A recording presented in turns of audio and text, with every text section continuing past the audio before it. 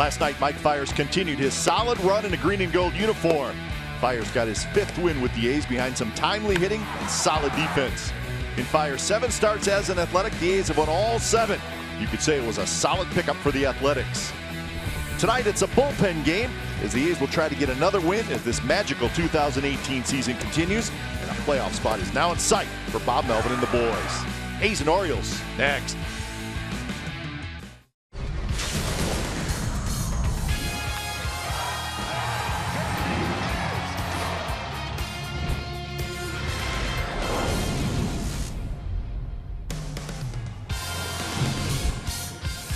We're at Oriole Park at Camden Yards in downtown Baltimore for Game 2 of this 3-game series. The A's going for their 6th consecutive win. It is also Bark in the Park night here at the ballpark. Liam Hendriks is going to start. It's a bullpen game for the A's. A's and Orioles coming up on NBC Sports California, powered by Xfinity. Hi again, everybody, and welcome to Oakland A's Baseball. Along with Ray Fosse, I'm Glenn Kuiper. Bullpenning, that's what the A's will be doing tonight, and it's the 4th time they've done that, Ray, and there's a method to the madness, right. Obviously. The A's like what they do. They can get to that bullpen as soon as they can, and tonight Liam Hendriks starts, and that's what he has been doing when they're bullpenning. That is the 4th consecutive bullpenning, the opener for Liam Hendriks. Tonight it's going to be Daniel Mingden coming in, 2nd inning, and they've kind of planned this out, which is good, because for Mingden, as we have seen in his Major League career, he takes a lot of time. I think, as you pointed out, he may be warming up right now, but they need to know, and that's what the communication part of this is all about. And as we talked about earlier, everybody's buying into everything that's going on, including bullpenning. A's won the game last night 3-2, and another great play by Ramon Laureano saved the game in the 8th inning, one of a whole host of great plays that he has made in a very short time. He has been unbelievable since joining the ball club. Of course, that Friday night he was spectacular with a great throw. This play in Oakland against the wall, this is one that's going all around baseball. This throw, 321 feet at 91 miles per hour to first base, doubling up the runner, goes into the wall again at the Coliseum. But last night, probably one of his best, because that would have scored a run had he not made the play. He did it defensively. He's also swinging the bat quite well and really proving that he belongs in the big leagues. We may see him here for a long time. All right, the out-of-town scoreboard tells us the Astros won their game earlier today, so the A's are now 3.5 back in the AL West as they continue to try to chase down those first-place Houston Astros. We'll line up the first pitch from Baltimore right after this. It's the A's and the Orioles.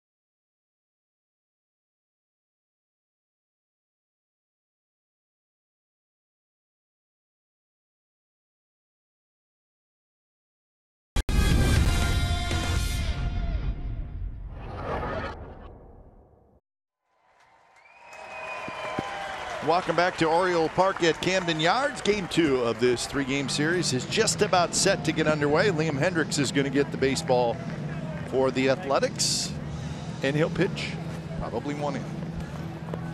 See Daniel Migden after that. Orioles have taken the field, and they're all white uniforms with the black and orange trim. Let's check the game time weather for tonight, presented by the Santa Cruz Beach Boardwalk. The admission-free boardwalk is open this weekend. It's 81 degrees. It has just started to rain just slightly. Nothing to really be too concerned about. It thought it may do this just a little bit right around game time, but it's nothing that's going to last very long. So we will play baseball tonight, and the hurricane that is looming south of us should not affect tomorrow night's game either, but we do keep those people in our thoughts and prayers just south of us. Here's the Southwest Airlines A's starting lineup. Ramon Laureano in center. Matt Chapman is at third. Jed Lowry's at second. Chris Davis is your DH, followed by Olson at first.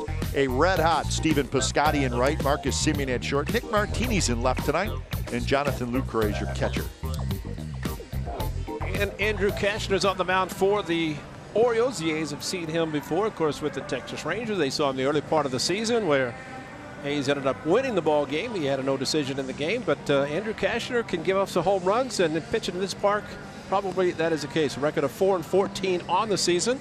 A's did hit a couple against him at the Coliseum. The A's will try to make it 2 in a row against the Orioles, and they'll play this weekend, Kite, because it's a roof. That's right. DJ Stewart, Cedric Mullins, Adam Jones is your outfield tonight for the Orioles. Jace Peterson, Tim Beckham, Jonathan Villar, and Chris Davis is the infield with Austin Wins doing the catching. So some of the youngsters tonight for the Orioles as Ramon Laureano steps up to face the 32-year-old right-hander Andrew Kashner. Kashner kicks and deals, and the first pitch is right in there for a strike. Laureano, Chapman, and Lowry. So 7:08 first pitch local time. Tapped up the third base line, and that's going to be an infield hit. The speedy Ramon Laureano beats it out. Well, we don't know if Matt Chapman would have made the play. We saw him do it last night when everybody thought it was going to be a base hit on a similarly slow hit ball, but Laureano with the speed, playing in even with the grass was Peterson, even with the bag, and bare hand still made the throw, but not enough time. Of course, with the dampness, it might have slowed down a little bit. The grass does go right up to the foul line here at Oriole Park at Camden Yards, but the speedster on base to start this game. So here's Chapman. Matt Chapman, 280 batting average, 22 home runs, and 60 runs batted in. He was 1 for 4. He knocked in a run with a double last night. And he skies this one towards center. Cedric Mullins in and over a little bit, and he makes the catch.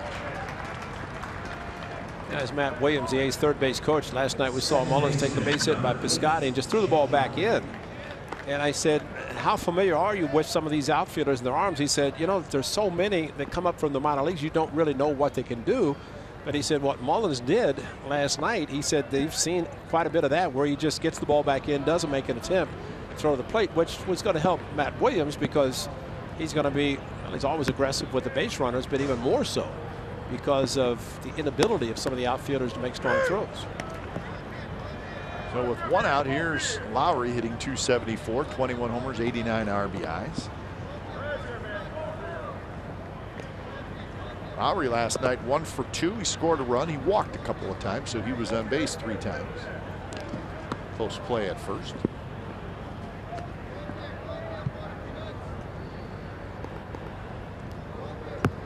Chris Davis to follow, just underway from Oriole Park at Camden Yards.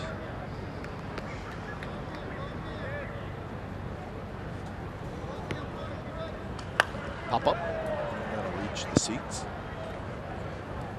Well, Andrew Kashner, like we said, the A's have seen him quite a bit. Mostly fastballs. He'll throw the changeup, the slider, the curveball, the 4 basic pitches. But he does like his fastball. It is a 4 and 2, which means a straight 4-seam fastball and a 2-seamer, which gets some movement. But that's the usage this season, mostly with the fastball. So 0-2 to Lowry. Fastball is high.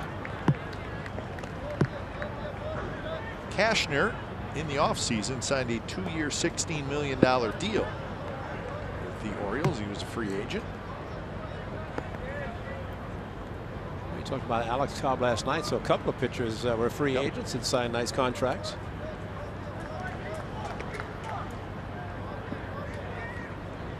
Bill Miller is calling balls and strikes tonight, and he is the crew chief. Hernandez, Tishner, and Whitson round out that group. Laureano takes off, and he's going to be safe. Cashner threw it to first, and when he threw it to first, Laureano was halfway to second. So that'll be a stolen base, and that's a mistake by the pitcher. All they had to do is step off, but somebody said there he goes, and he threw to first. And you see Laureano take it off in a low throw to Chris Davis, who made a quick throw to second. And fortunately, Laureano, I think he thought Cashner was going to just look once and throw to the plate. He was fooled when Cashner held the ball, but still continued to run, which is the best thing he could do. A rare stolen base. So the 5th of the year for Ramon Laureano. We're going to show you the replay again, and we can explain to people, Ray, what he should have done. He should have stepped off, which means just literally step with your right foot off the rubber. Just step back. Yeah, watch the right foot. Once Laureano takes off, step off, and he could get him, but he had already committed. At that point, I don't know if somebody yelled. I would hope they would have yelled, but if they had and he heard them, you just have to wonder. I mean, there's not very many people in stands, so somebody from the dugout could have yelled, there he goes, or a teammate on the field. But it is strange to see somebody throw to first like that. If you step off, then you can throw wherever you want. Right. If your foot is on the rubber and you turn around toward first, you have to throw to first. So that right foot on the rubber just needs to step back off the rubber, so your foot is not touching it. And usually when that happens, somebody yells, step off.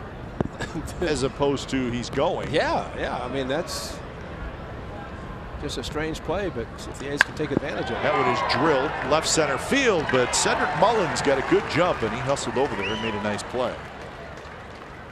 A well-struck ball by Lowry. Yeah, good approach by Jed Lowry, trying to go to the opposite field, but the ball slicing away. See where Mullins is playing the top of your screen, and he got a good jump and continued to go after it. And then Laureano went halfway, which is a smart play to do, and had to get back hurriedly, which he did successfully. So 2 outs, and here's Chris Davis. Chris Davis had an RBI single last night's game. Remember early in the count, he was swinging the first 2 at-bats. He was swinging hard and hit the ball very hard a couple of times early. Hits in his first 2 at-bats. The single following the Jed Lowry walk in the first, then the second at-bat, and the 3-run third scored or drove in a run.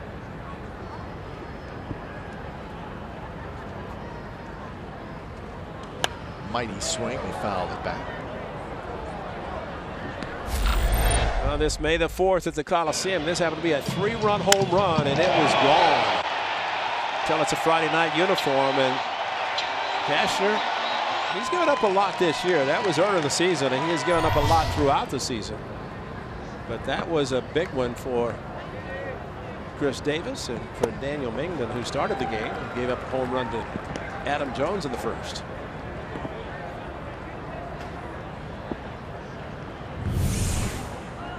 Chris Davis getting the slow curve and really a hanging curveball at 79. Pitchcast brought to you by SoFi, a modern finance company. 1-2 the count to Davis. It's tapped back to Cashner. He'll take it himself. Flips underhand to first. Side retired hit, and a runner stranded at second. Bottom of the first coming up.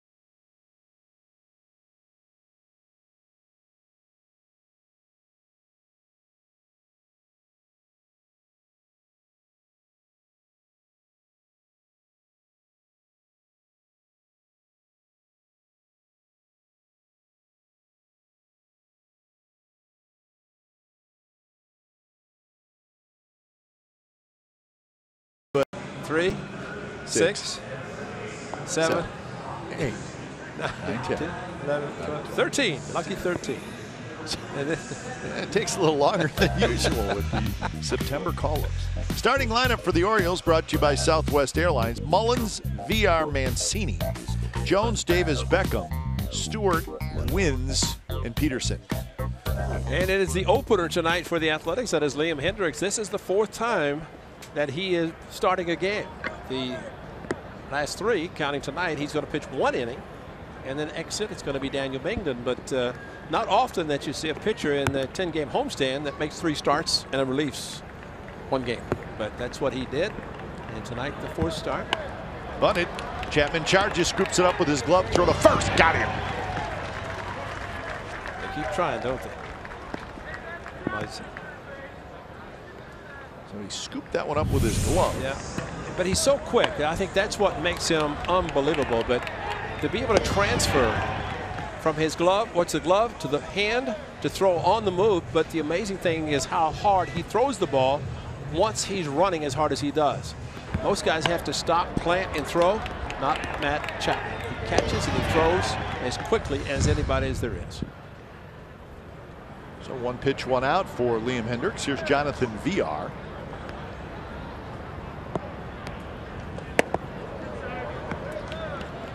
Orioles pretty quiet last night offensively, just 2 runs on 6 hits, but VR did most of the damage.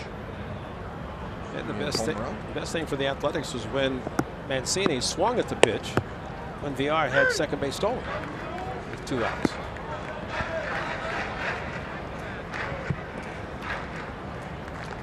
VR a home run and an RBI single, so he knocked in both runs.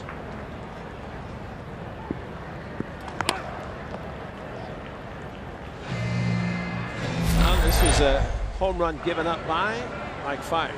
Fastball on a 3-1 pitch, and he basically challenged it. Had a slight movement on the fastball. There's a lone A's fan out there in those good seats with a Ricky jersey on. Got the ball. Picked it up on the way out.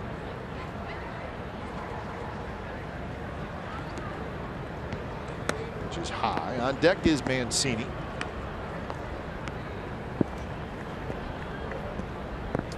Just raining slightly here at the beginning of the game. It's a good way to watch the game. Left center, Laureano hustling in. He'll get there. He makes the catch, 2 outs. Here's the A's defense. The outfield has Martini, Laureano, and Piscotty. And the infield has Chapman, Simeon, Lowry, and Olsen. And Jonathan Lucroy is your catcher. We talked about how Laureano does a good job backing up on a stolen base attempt, and Jonathan Lucroy is most appreciative of anybody, and he said it's great to see him backing up. He said that allows me to hurry my throw. There are times that I don't have a chance to throw out a base runner, but maybe being quicker, which he's quick anyway, he's able to make a quick throw. Well, tonight, any 95-mile-per-hour fastball is our fast pitch, brought to you by Xfinity, the fastest Wi-Fi at home and on the go. Fastball first strike, 97 miles an hour. 0-2 to Trey Mancini. Migden's getting loose. And I'm sure he has loosened up some already. Probably did his stretching beforehand. He actually was in the clubhouse while the A's were taking batting practice, as starting pitchers will do. And the interesting thing, Kip, is to see Liam Hendriks out with the early group throwing and getting loose. He came walking in. I said, wait a minute, you're starting that. He said, well, that's part of the drill. Just do what the relievers do. Grounded in the hole, and that's a base hit. So Mancini with a 2-out single. I think Liam Hendriks said it best. He looked like he got his cleat caught on the previous pitch. This time, though, a fastball running in. Mancini, a good job pulling the hands in to find the hole into the outfield. But Liam Hendriks said, you know, being an opener, he says, what's the difference starting a game and pitching an inning, or coming in middle to late in the ball game pitching an inning? just a different way. And I think Scott Emerson, the A's pitching coach, described it perfectly when I asked him last night. And he said it's basically trying to prevent the starting pitcher from having to go through the middle part of the lineup 3 times. Yep. Because they have, statistically, they show that the hitters have the advantage. That's basically what they're doing. Lofted into left center field, and Martinez has it. So Hendricks gets through the first inning, no score after 1.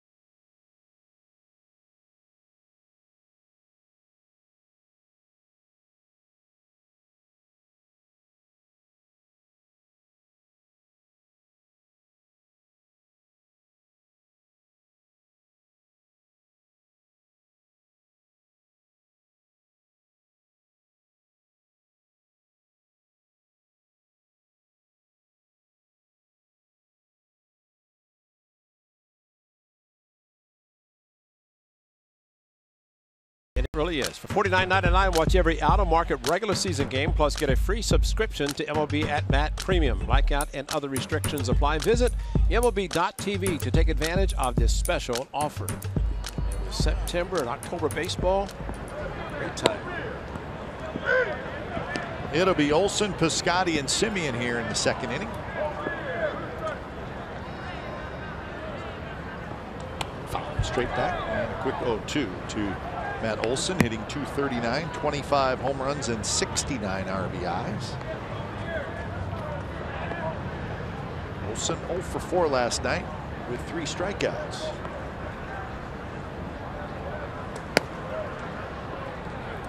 Well, back-to-back home runs we saw Chris Davis. How about Matt Olson? It happened also on the opening day against the Angels. And then on a 3-2 pitch, Matt Olson hit his 4th, and that was not a cheaper. He knew it was gone. So did everybody else.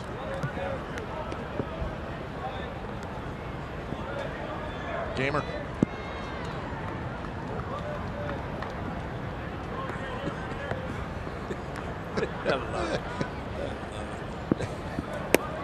Has to listen to the ball game. Yeah. Listen to Joe Angel. Joe Hunter.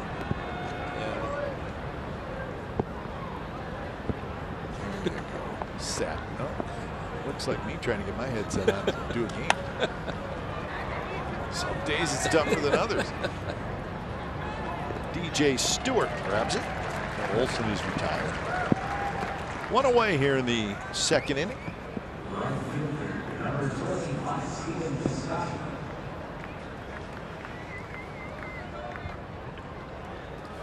So here's Piscotty.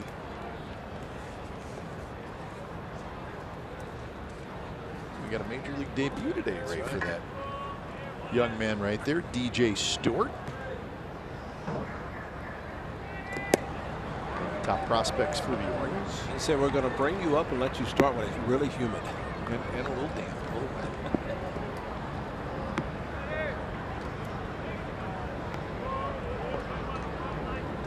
It's a little bit like Luke Voigt, you saw with the Yankees. Big boy. Yeah, don't want to get in an arm wrestling match with him. Yeah. Or really any kind of match for that matter.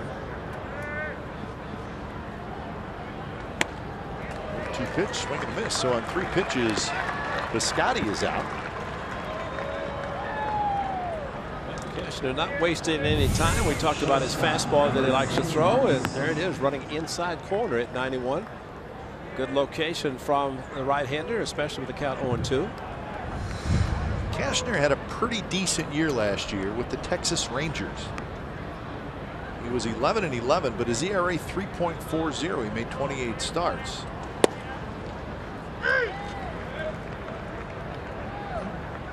Some consistency. The Orioles thought it was good enough to give him a 2-year deal. There's an interesting note, though. Keshner says he has received 3 or fewer runs of support in 24 of his 27 starts this year. That's 3 or fewer runs in 24 of 27. And it's not just this year. It's been something that has seemed to follow him every place he's gone. Somebody negotiated with Dan Duquette. He said, what kind of offense do you have? I'll take your offer, but give me some offense. He's off to a pretty good start. 3 up, 3 down. Bottom of the second coming up.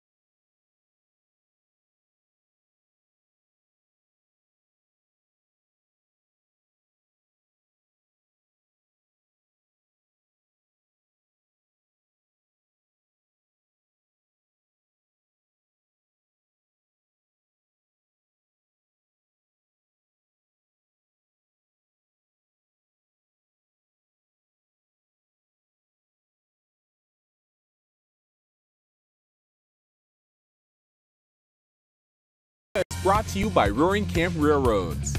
Nothing makes barbecue taste as good as a generous helping of 100% pure, unfiltered Santa Cruz Mountain Moonlight.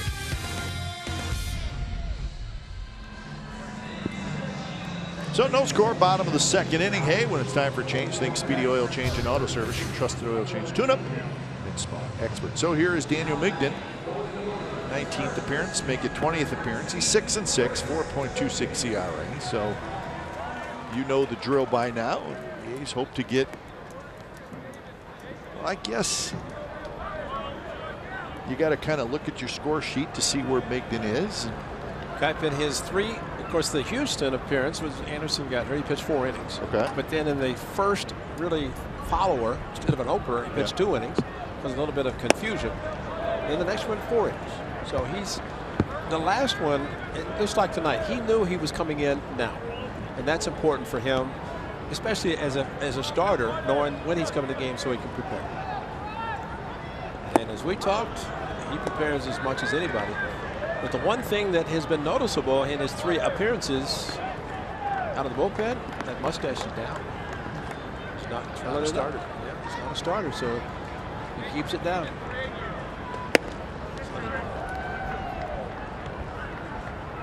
Facing Chris Davis, then Beckham and Stewart.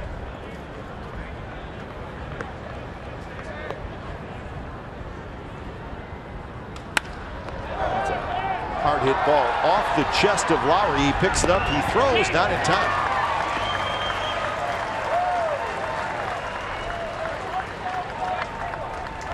So it was right at Lowry, just could not pick it up clean.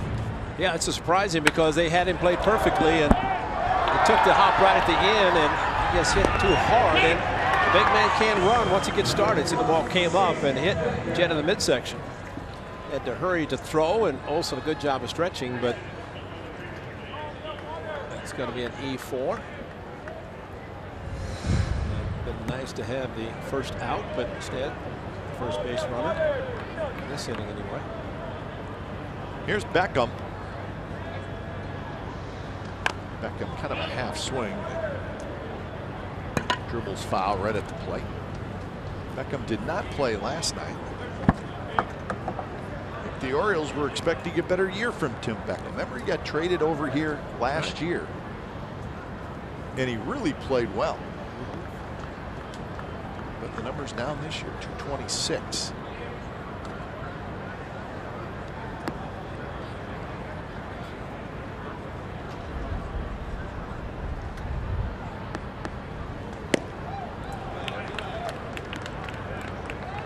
One and one to count to Beckham.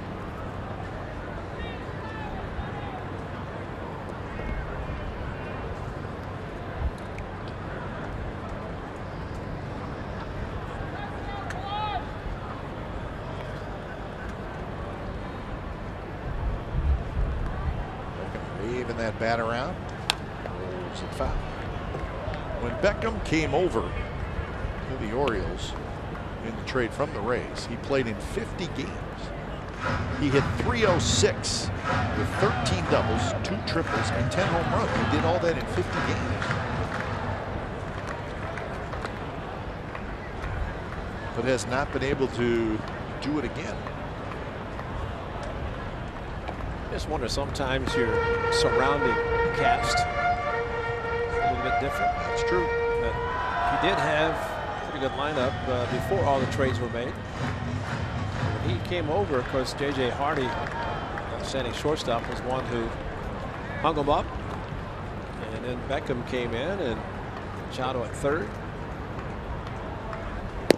Yeah, you think about even just as recent as last year, the Orioles lineup. You had Machado, you had Scope, you had Chris Davis, you had Adam Jones, you had Mark Trumbo, you had Mancini. Trumbo's still with the team, but he's on the disabled. That's a pretty good group. Now, Mancini had a great rookie season. Yeah. And that he may be falling into that category as well. A lot of big-time power hitters, but most of them are gone. Adam Jones will be gone. He's a free agent. Chris Davis is here for a long time.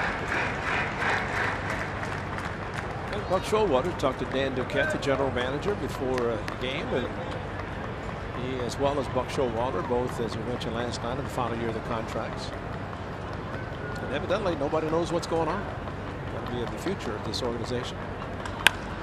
Chapman's got it. He fires to second for one. Lowry coming across the bag, and that's a double play.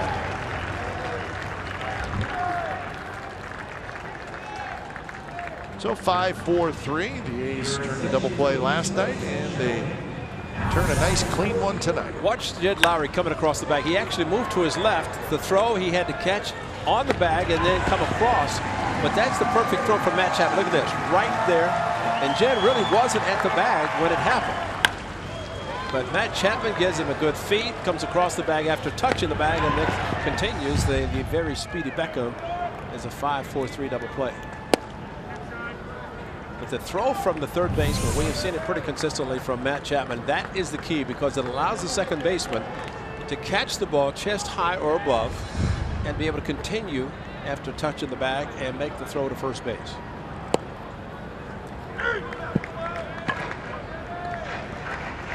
Chapman already the double play, throw to Jed Lowry. He handled the Mullins bunt, attempt for a base hit. Already a good night for him defensively. Lowry out, Simeon out, and it's going to be Marcus, the shortstop, who grabs it. So the air, but no damage done, and we are scoreless after 2.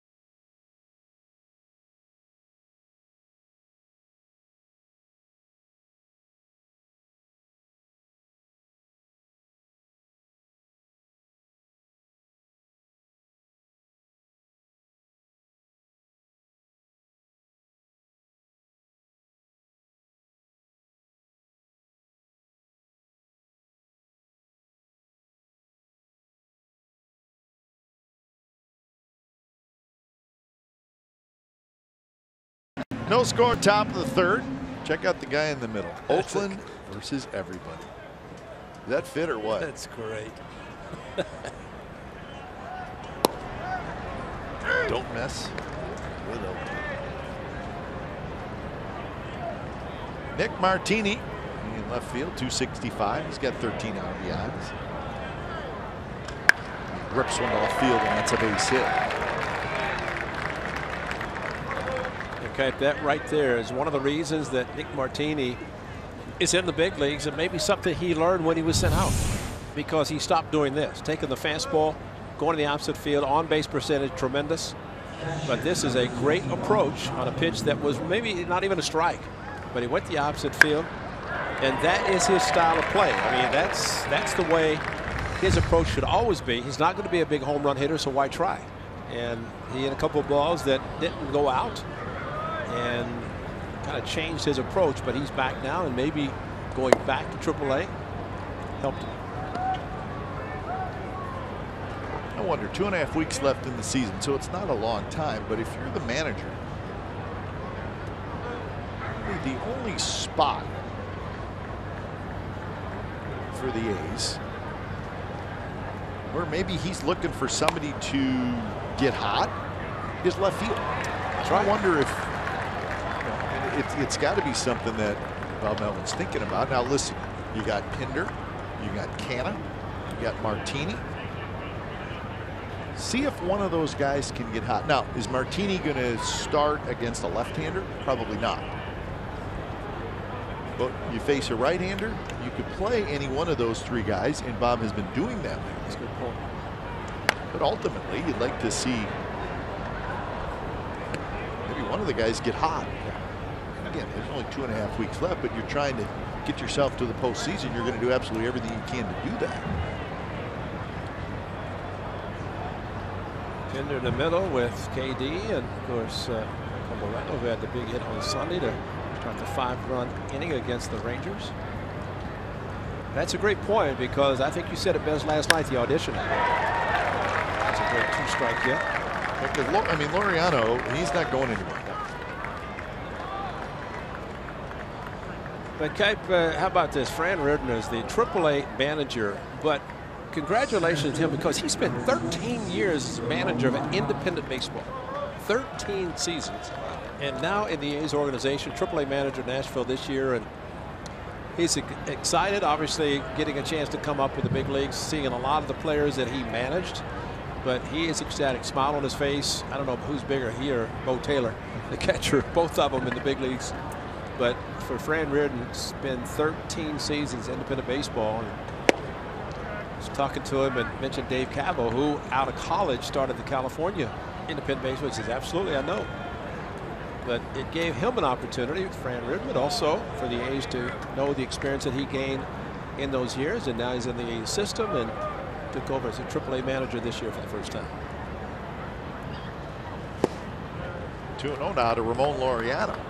What we're seeing right now is an opportunity for the A's. 2 on, nobody out, and now Laureano sitting on a 2-0 count. 59.2% of batters retired with runners in scoring position. Richard Tops, the corner infielder, is playing for a bunt, which we have not seen a lot of from the A's over the years or throughout baseball. See the third baseman and Peterson, Davis, kind of normal position at first, but that's a bunch of guys playing in, which helps the hitter get a ball through the infield. Now the A's have 6 sacrifice bunts this year. 6 compared to 22 for the opposition. No, we're not surprised by that.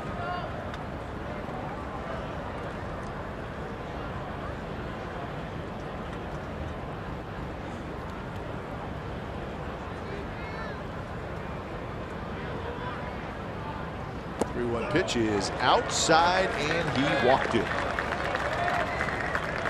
So they're loaded, nobody out.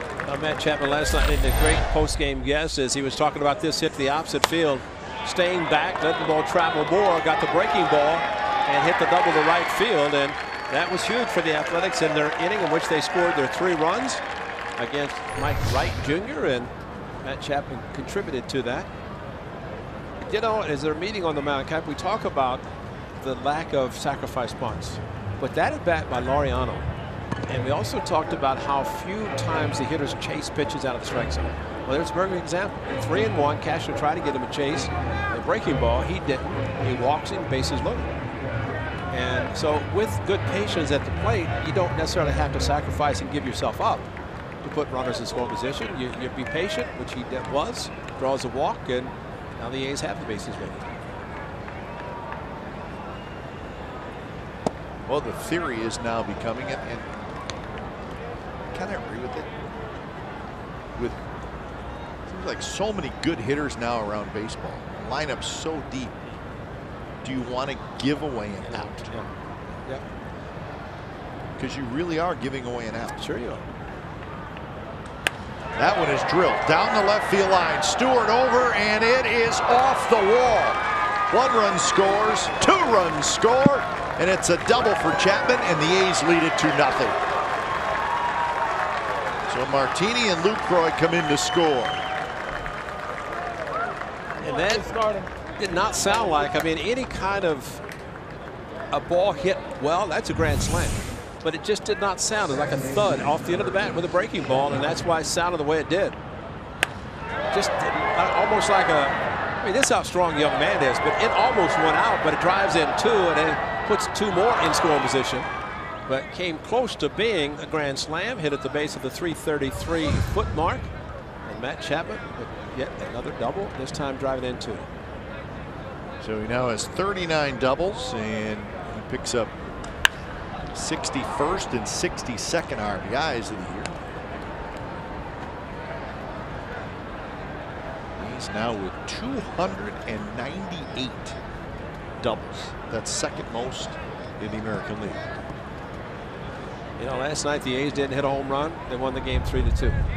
You don't necessarily have to hit home runs all the time. The A's are very capable of doing it. Scotty hit a big one on Sunday. There's a line shot, base hit right field. Laureano scores. Chapman will be held, and it's 3-0. Give Lowry his 90th RBI. And for the second consecutive night, 3 runs in the 3rd inning.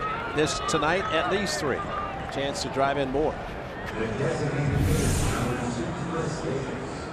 Hanging breaking ball. He's going to the curveball a lot, and he's getting hurt. Chapman with a double. Lowry able to stay back on a curveball that stayed out. And Matt Chapman very wisely did not break immediately with nobody out. Matt Chapman at second base decided to run, and then Matt Williams holding him up.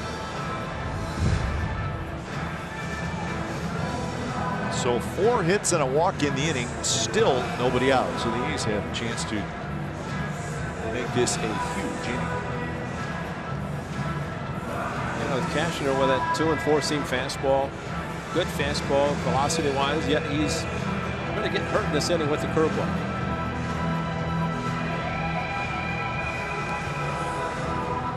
So here is Chris Davis with Chapman at 3rd, Lowry at 1st.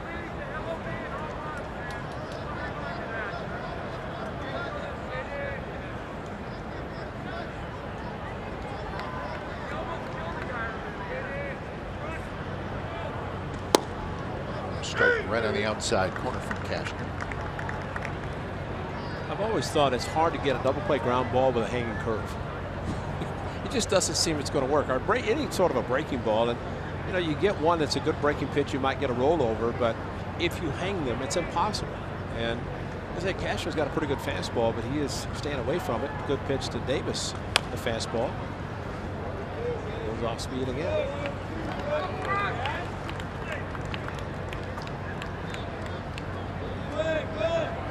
Petit just not quite ready to go down to the bullpen yet, or he's probably thinking, you know what, it's really crowded down there. Right. I have no elbow room. I'm going to stay in the dugout. Maybe he's waiting to shake hands with Emo. He missed him on the way out.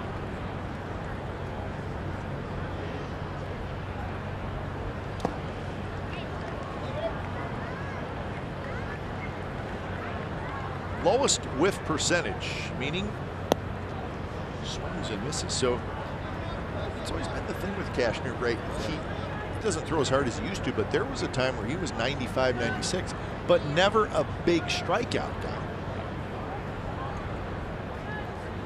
Scott, look at his left hand. Okay, the right hand was what caused him to leave last night. There's a shot, right center field, base hit. Chapman will score. Lowry around to third. The merry-go-round continues. Now it's 4-0.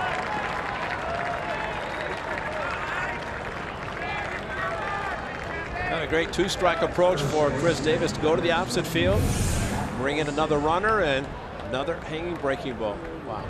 Cashner's probably lucky this didn't go out. You hang a breaking ball to Chris Davis, you see the center fielder ball slicing away from Mullins, no chance. He just hoped to cut it off, which he did. But this is the fourth at that coming up for the Athletics with a runner in third, less than 2 outs, and so far they have brought the runner in every time. Chris Davis with a 110th run batted in. Equals his total from last year. What, as much as the home runs that Chris Davis hits, obviously that's ultimately what you want. You want him to hit a 3-run home run. That is not going to happen that often, even with the guy who's a 40 home run guy. But what we saw from Chris Davis last night with the early RBI single up the middle, and then what we just saw from him here, line drive right center field, knocks in a run. Man, I think that's huge. And he's doing that so much more this year than even last year. And you're starting to see the infielders and outfielders kind of play him straight up because of his usage of the whole field. And that helps him as a hitter. You know, kind of as a pitcher-catcher relationship, there are times that you know the pitcher has a good curveball and you want to bring that pitch in to be able to get it effective, become effective. But tonight he keeps going to it and it's not being effective for him. So Cody Carroll gets up. Nothing is going right for Andrew Cashner in this inning. He's given up 5 hits and a walk and 4 runs. He has not recorded an out. That one's hit high to left field. Stewart's back. Stewart's going to look up, and that baby is gone. That's a 3-run shot. 7-0 A's.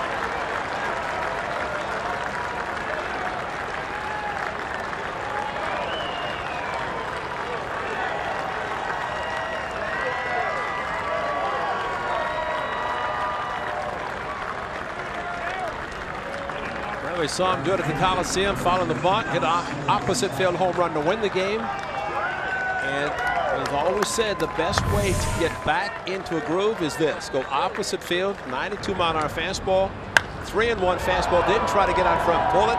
He has the power to go opposite field, and he did it without any problem.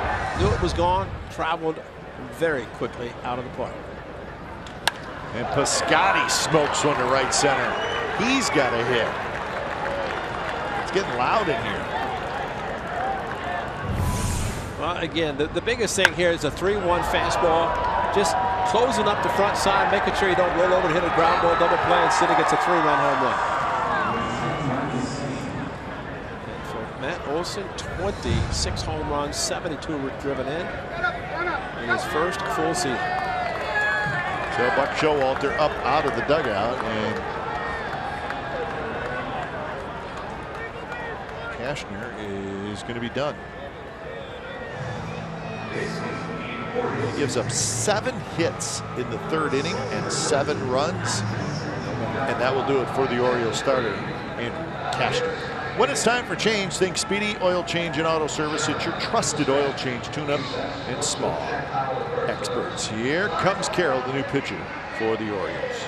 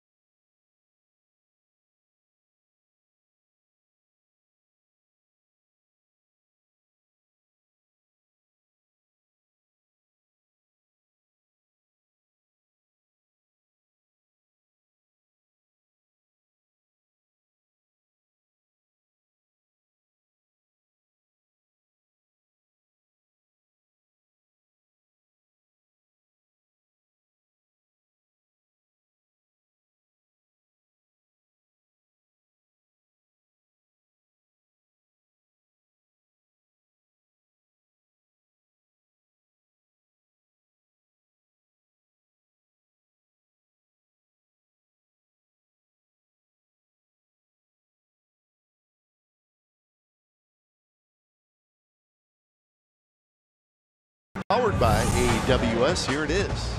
Matt Olson, opposite field, 101 off the bat, plus 37-degree elevation, 383. We've talked about Oriole Park at Camden Yards being a very good park to hit home runs because of the low wall and the way the ball carries. Well, Matt Olson just proved it by going opposite field off of that man, Andrew Kashner, who, that's an ugly line, but the A's will take it because he does not get an out in this third inning. Left after Piscotty at a base hit. Cody Carroll mound for the Orioles, and the one thing Buck Showalter is looking for, innings. Yep. If he can get it from Cody Carroll, who faces Marcus Semien. Runner at first, nobody out here in the third.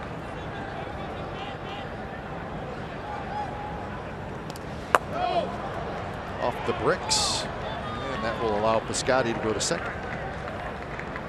So that'll be a wild pitch. In fact, you said it best, bricks, and that is hard behind home plate, almost dangerously hard if you have to hurry back and try to get a ball if you're a catcher.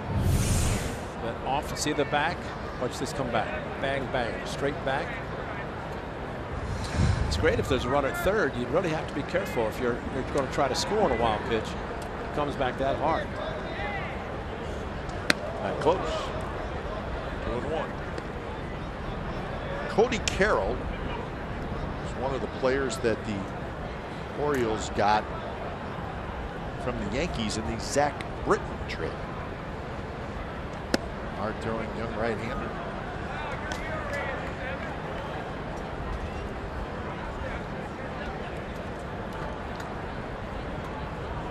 Marcus Semien grounded out to short last inning. That was his first at bat.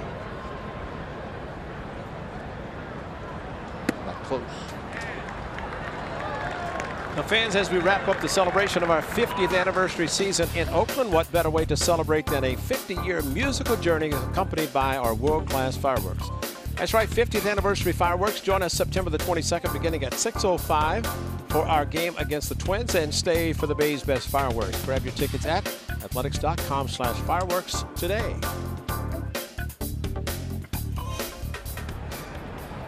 Fireworks tonight, according to those fans who are wearing the green and gold. First pitch is a strike to Nick Martini. Third inning fireworks, that's for sure. Yes. Martini, his second at bat as he started the inning of the third with a base hit to left field, and maybe that was an omen because of his approach going opposite field with the base hit off Kashner to start the inning. Throw with 2 strikes. There's a shot. That's a base hit to right field. Piscotty to third. He'll stop there. Jones hits the cutoff man. Folks, there's still nobody out. Well, he'd been hit a ball the other way. The little cut fastball. Says, okay, you leave it up in the zone, I'll pull it. And just happened to hit it too hard and right to Jones in right field. Matt Williams had to hold up Piscotty. So the 5th batter to hit with the runner at third base on less than 2 outs, considering there are no outs. You know, partly to your point, and you've said it all season, you've said it forever, you allow the bottom part of the batting order to get on, dangerous things can happen. And tonight it started with the 8th place hitter, Martini, with the base hit, Luke Roy with the base hit, and A's have 7 runs still. Orioles looking for the first out. And the 11th man to bat in the inning.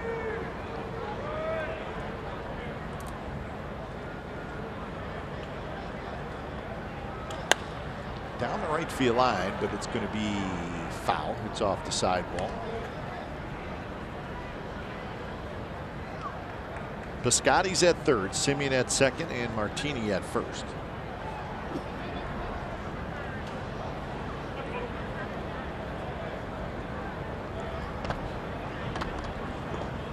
It's a big fella.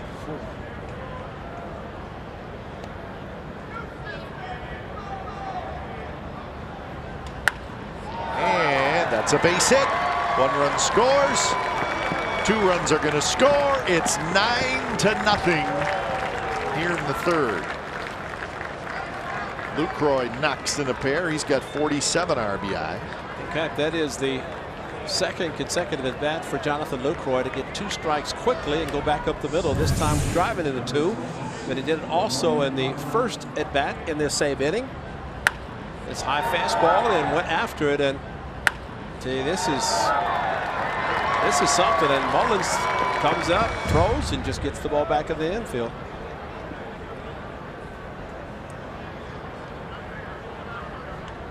A 9-run third inning. Mariano hits.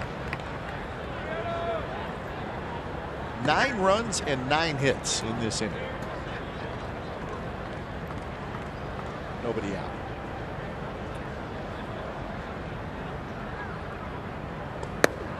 And now it's 2-0. The Orioles have the worst ERA in the American League at 5.23. That will not get any better tonight. No. Definitely not for Cashner. Mariano has singled and walked. Walked and scored earlier this inning. He walked to load the bases with nobody out, and Chapman doubled. And that was the first 2 runs of the game.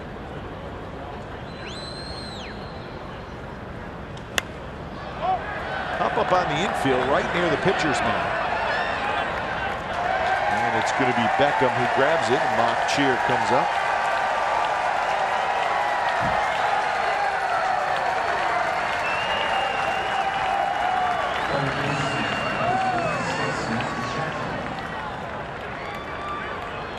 And here's Chapman.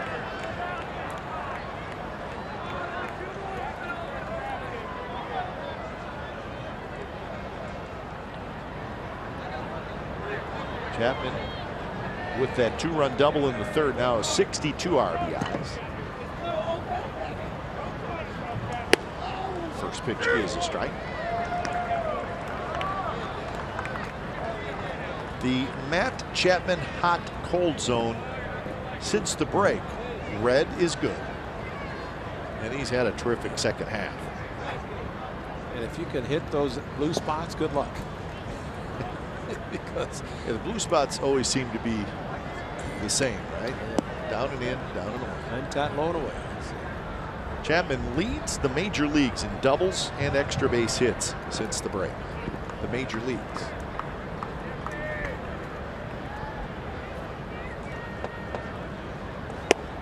And there's a strike. High strike. And of all things for the crew chief, Bill Miller, to be behind the plate in this game. It is humid. He's accustomed to cool Bay Area or California weather. Not accustomed probably to the humidity tonight.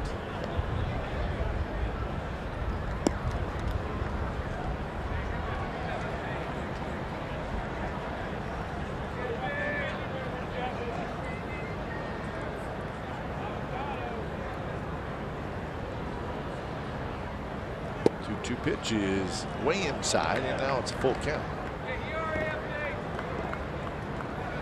Well, Cashner ends up giving up 8 runs in 2+ innings. Did it in 52 pitches.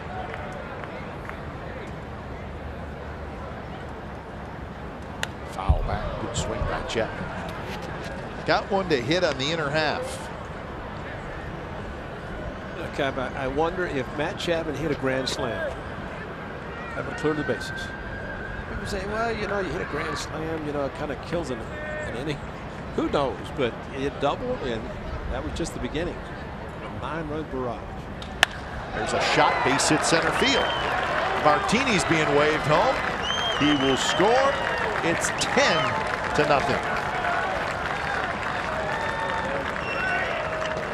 Have a night.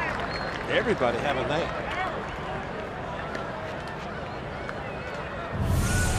Well, he fouled the pitch.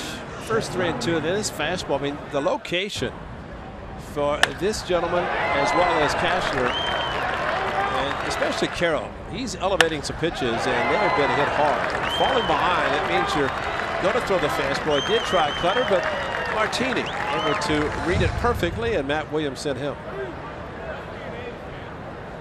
So 3 RBIs for Chapman.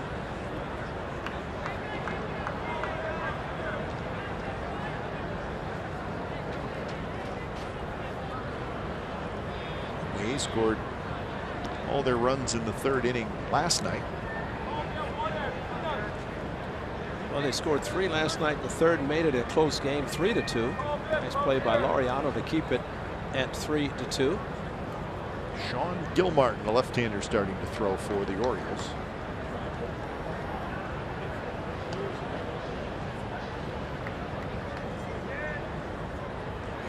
Mound visits. Seems irrelevant at this point, doesn't it? Sure does. Lowry had an RBI single and a run scored earlier this inning. He is the 14th man to bat in the inning.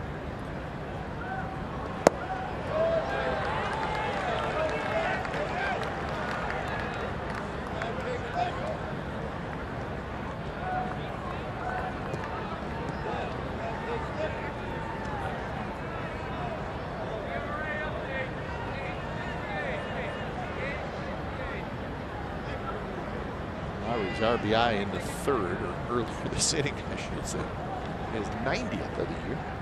Trying to get him to 100.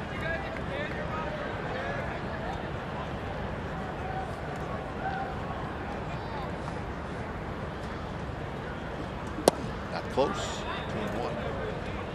Well, the good thing about the Athletics in this inning, it's not as if they have not used the whole field. They've got 5 opposite field hits, 3 hits with 2 strikes. They've been successful every time they've had a runner at third and less than 2 outs. So all things good for the Athletics in this third inning, which has taken a long time. The A's will enjoy it.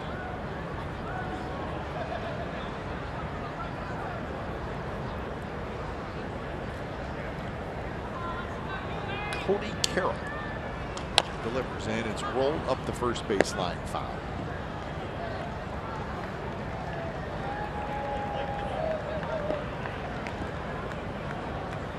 So the count even to Jed Lowry.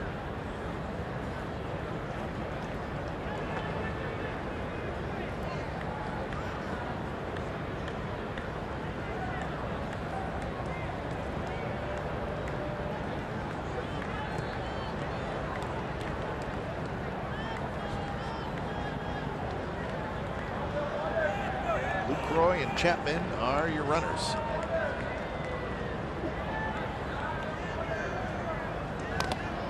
Foul straight back. So 26 pitches for Cody Carroll out of the bullpen.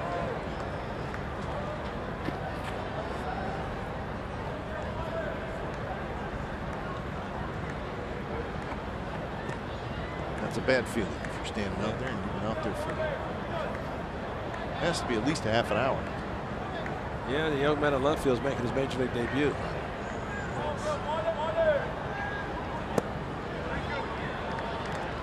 30 minutes. If you're going to have a 30-minute half inning, make sure you have a bat in your hand. That's a great call. Adam Jones does not. I think he could have been in Philadelphia.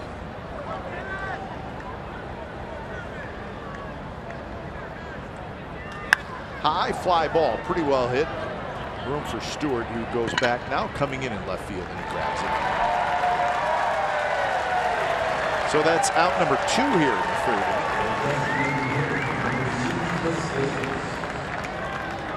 And Chris Davis will hit.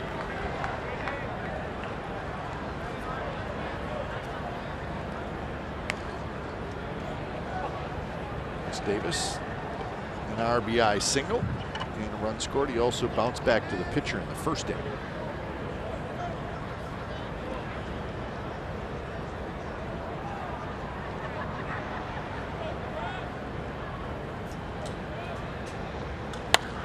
Pitch is hit very high into the air, foul territory, and Davis dropped into the first row.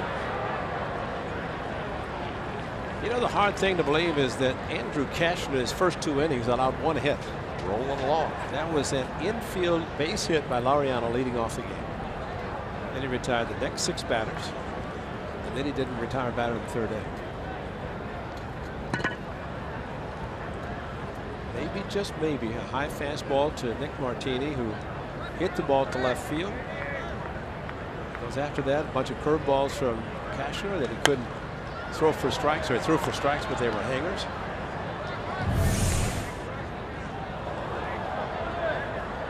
Oh, no. Oh, all right, buddy. Thumbs up. Let's hope so. Oh, hurt me.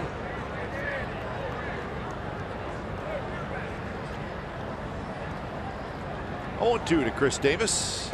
A very nice block by Austin Wins.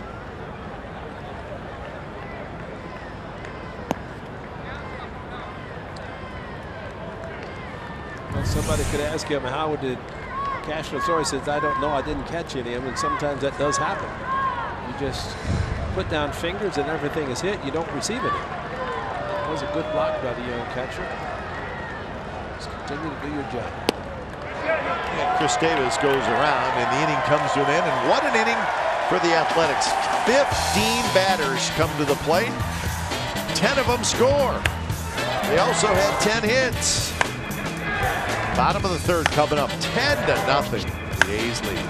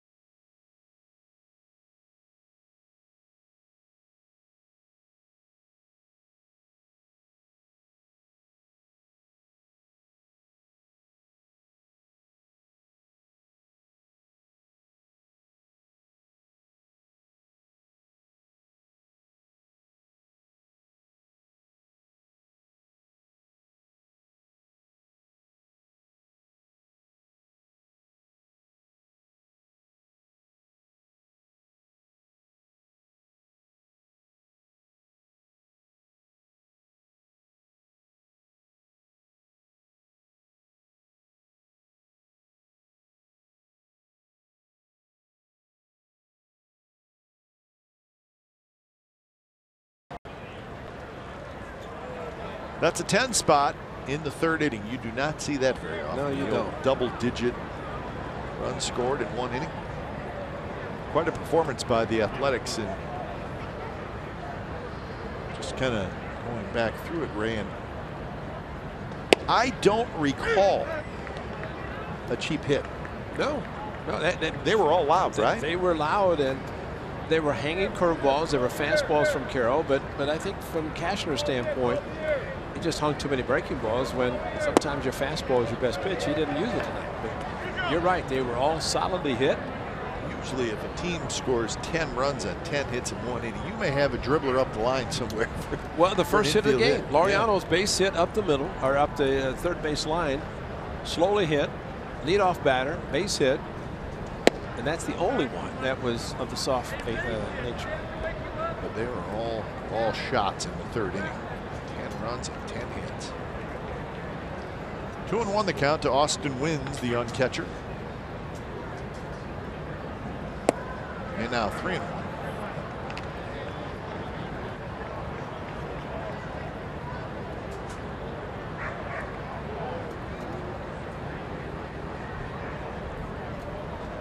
Wins, another player making his major league debut this year. The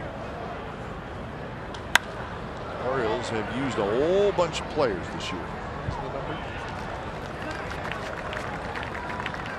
Fans, you have the chance to win a game-worn autographed jersey off the back of an A's player or coach following the game on September the 22nd. Fans who make a donation to the Oakland A's Community Fund at home games from September the 1st to the 22nd will receive a scratcher card for their chance to win. Fans will also have the chance to win autographed baseballs, A's swag, a 2019 suite, and more. Find a designated team member throughout the ballpark or visit Section 217 for your chance to win. It's a big night. Right before the fireworks begin, players will take the shirts off their back and get away.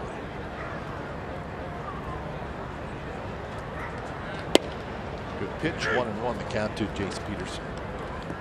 So the Orioles, Ray, have used 55 players this year, and they've had 14 players make their major league debut. That's a lot. That is something that you don't want to see if you're trying to contend. Because the Orioles have not been, started the season poorly, and as a result, that man Buck Showalter's had to endure a lot of different things. And like today, before the gates opened and before the A's took their BP, even before the Orioles took their batting practice, some of the infielders working at second base on turning double plays. It's something you normally don't see at this level, but it is happening.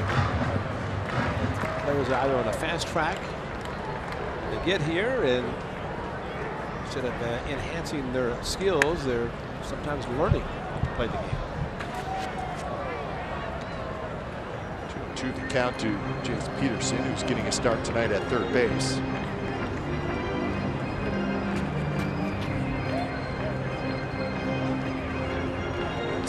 Making his major league debut tonight, DJ Stewart.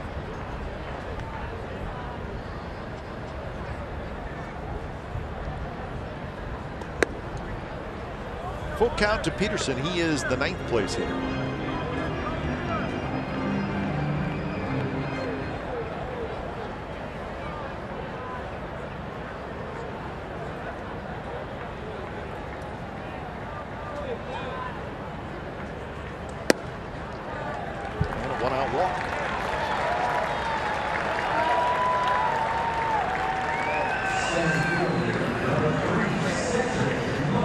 So first walk issued by an A's pitcher tonight. Manfred started. Tim Hendricks in his days of starting probably never ever got a 10-spot one inning. He had to cut off a lead where he could kind of coast through 5 and qualify for a victory tonight. 1 inning, done.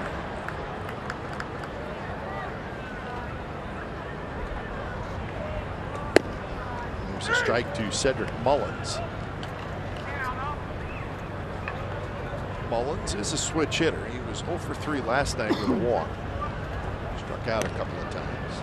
Tried to bunt tonight, and Chapman threw him out.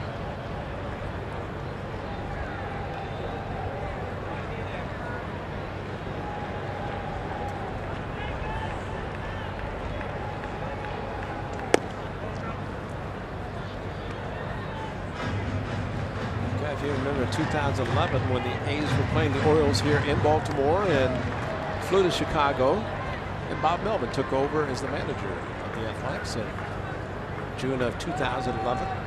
Bumpiest ride we've ever had. Yeah, thought we weren't going to make it.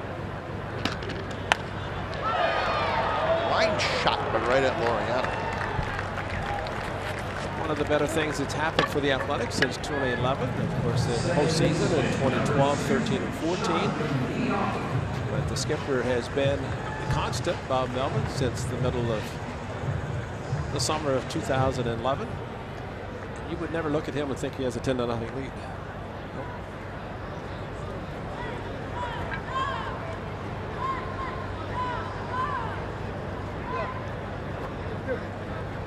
Jonathan VR. I think just looking at Bob Melvin, that's what makes him an excellent manager, because he doesn't take anything for granted. Even with the big lead, knows that there's a lot of baseball left, and you just keep waiting to shake hands at the end of the game. Something he's been doing a lot of this year. Well, what would be nice on a night like tonight is if you hold on to your big lead, And maybe late in the game, you get a chance to maybe rest some guys for 2 or 3 innings, which may not seem like a big deal, but it is. Yeah, I was thinking about that as well. That's what a big league can do late. They've got enough players to do it. Yeah, we'll see if that indeed happens. Right now, it's 10-0 after 3.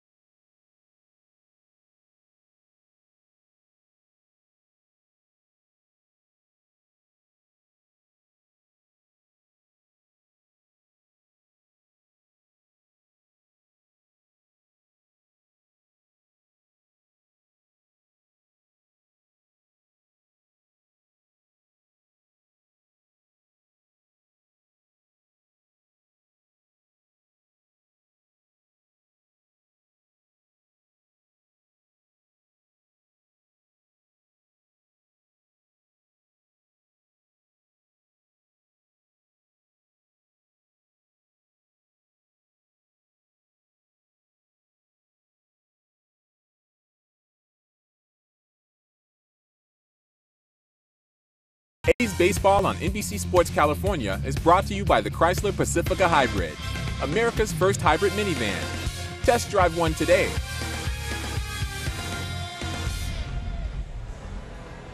It's a nice look at the Baltimore Inner Harbor. It's been a good stop for the A's so far. They lead tonight 10-0 after winning last night 3-2. And when it's time for change, think Speedy Oil Change and Auto Service, your trusted oil change tune-up and smog experts. It's the lefty Sean Gilmore. Just his 9th appearance. Okay, if you talked about the A's maybe resting some players at the end, maybe Buck Showalter's going to use a pitcher an inning. Or keep running them out there until they can get somebody that can get some outs. A 3-run shot in the 3rd inning.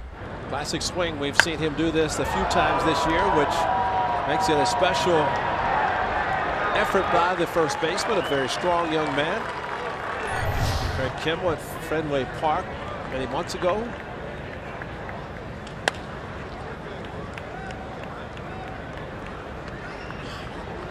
Well, he'd hit a lot of home runs in this ballpark.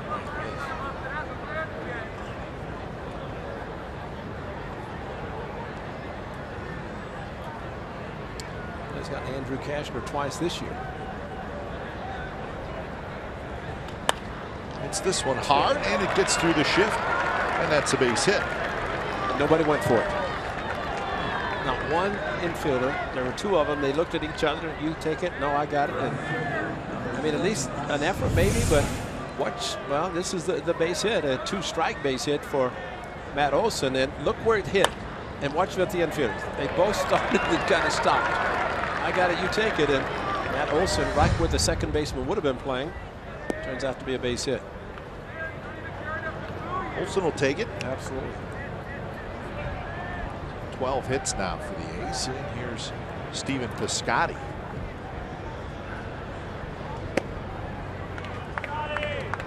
Piscotty singled and scored. He had the base hit right after the Olson homer.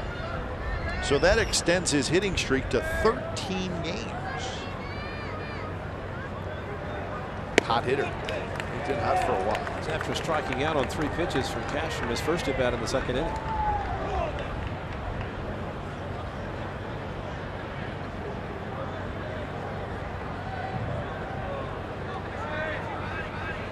62 extra base hits for Stephen Piscotty. He's got 39 doubles, 23 home runs.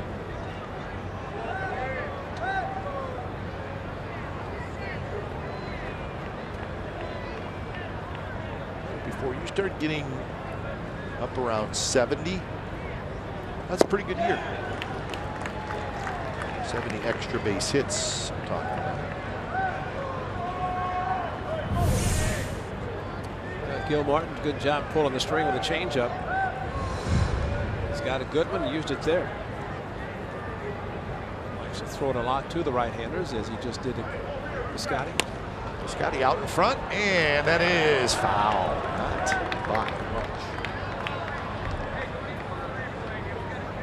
Piscotty goes out in front of that one, just kind of reached for it and flicked it over the third baseman's head.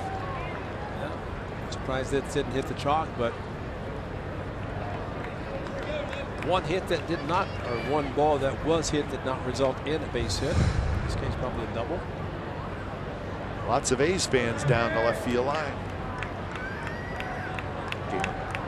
Yeah. Fitted cap.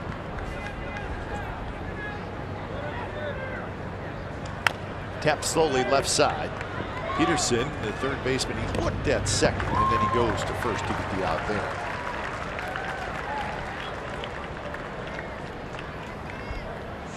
Only one play for Peterson at third base. Slowly hit ball, and you can look. No chance there. Plenty of time to throw out Piscotty, which he does. Nice throw on the move.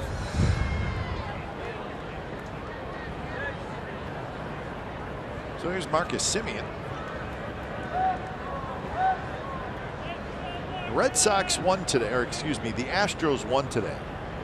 5-4 over the Tigers. That was the final of that 3-game series, so that was a sweep by the Astros. So the Astros have won 10 out of 11, so they now have a 3.5 game lead over the A's. Garrett Cole won his 14th game, and Alex Bregman had 3 RBIs today.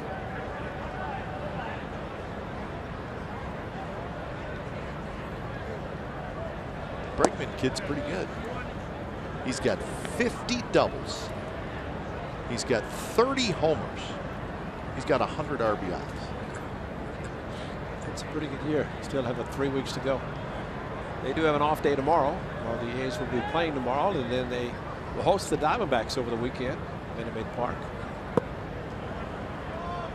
Yeah, the Astros will enjoy that off day, and then they'll start a 9-game homestand. They will play Arizona, Seattle, and the Angels at home.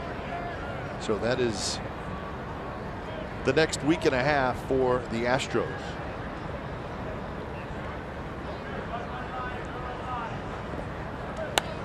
They'll finish with the Orioles and Blue Jays. They'll finish right here, a 4-game series in the regular season for the Astros. They finished that last week at Toronto and at home. Well, the Orioles will have it figured out by then. Figure what out?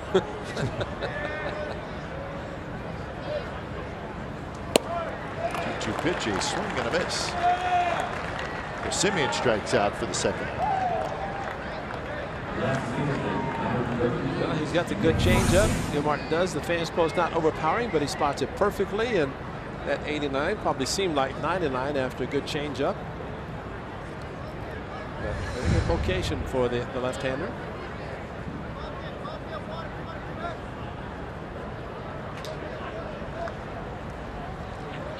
Here's Nick Martini. Good ball game for Martini. 2 for 2, 2 singles, 2 runs scored.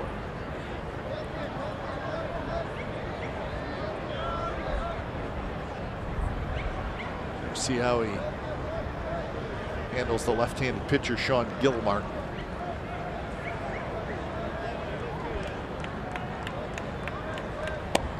Snaps in there for strike. 1-1 the count.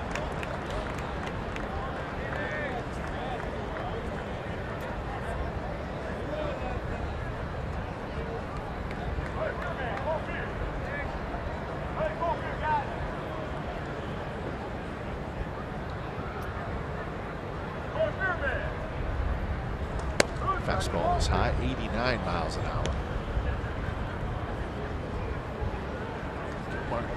Not going to blow you away, but as you said, Ray, pretty good changeup. Yeah, and it really, if he can spot his fastball, and while he does not throw really much harder than 89, 91 miles per hour, but if he can spot it, as he did with Marcus Semien, makes it seem like it's much harder than the velocity shown.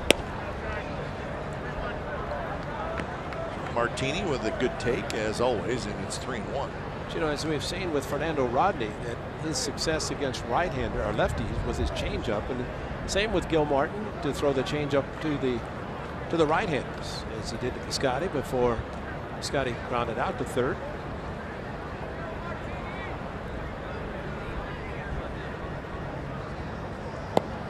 And a breaking ball on 3-1 is outside. So Martini is on base for the third time.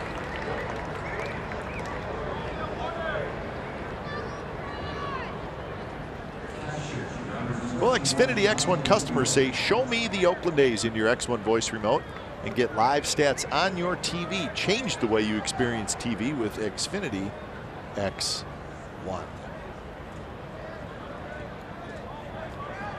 So happy. Look at him. Don't talk to that Yankees fan though. The Yankees do. Keep an eye on them. The A's only 2 back of that first wild card. Sonny Gray had a tough night last night.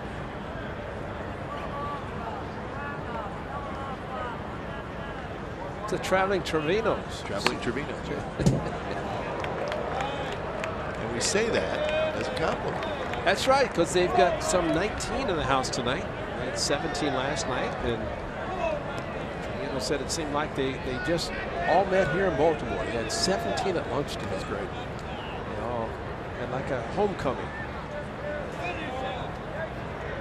They are.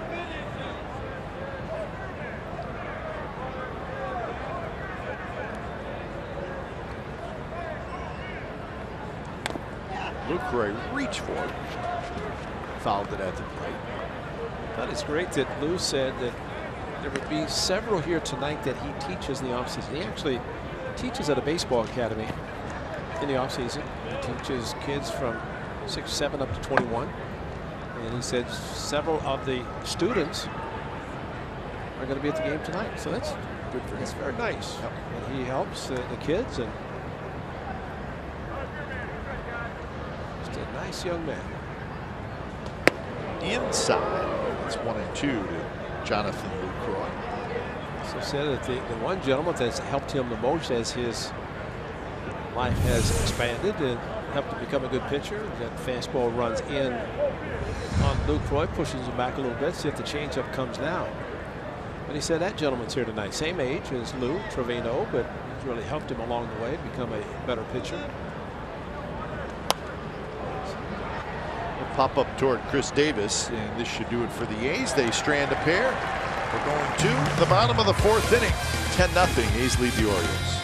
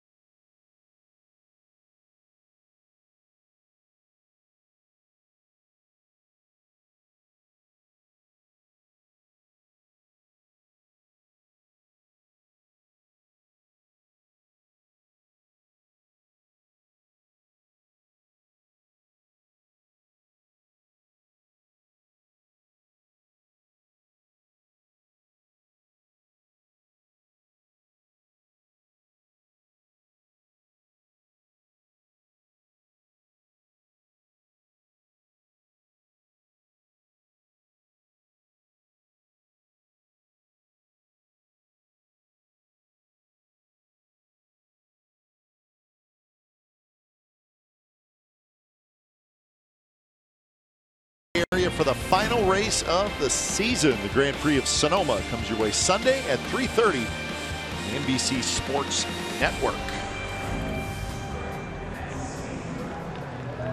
All A's so far, 10-0 over the Orioles, bottom of the 4th inning. It is Bark at the Park night here at Camden Yards. We see that at the Coliseum.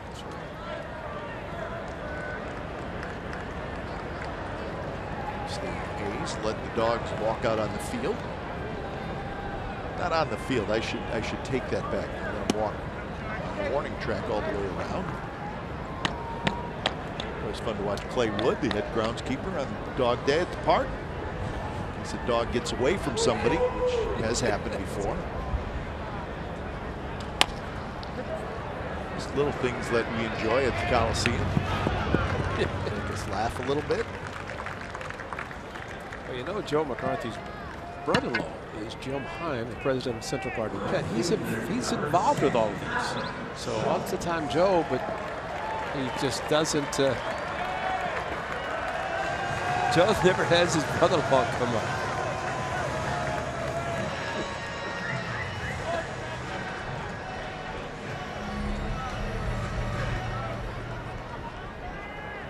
So 1 out for Adam Jones. That Yankees-Twins game is underway. Top of the 2nd inning. No score in Minnesota. A couple of grand slams hit last night. Yep. Goris, Joe Mauer.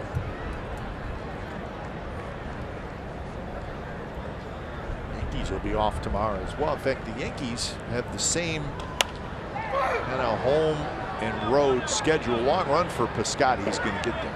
They have the same home road schedule as the Astros the rest of the year. The Yankees will go home for a 9-game homestand starting on Friday, and then they will finish on the road. Two teams that we are watching. Again, the Yankees just 2 back for that first wild card. With the first wild card, you host the game. Division on their mind. Wild card is the backup.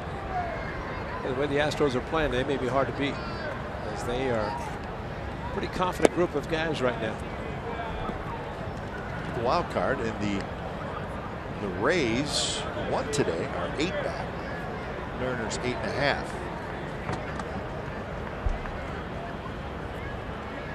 The Rays may be running out of time, but they deserve a lot of credit for the year they're having. They're 15 games over 500. They've jumped ahead of the Mariners. So we will see the Rays this weekend.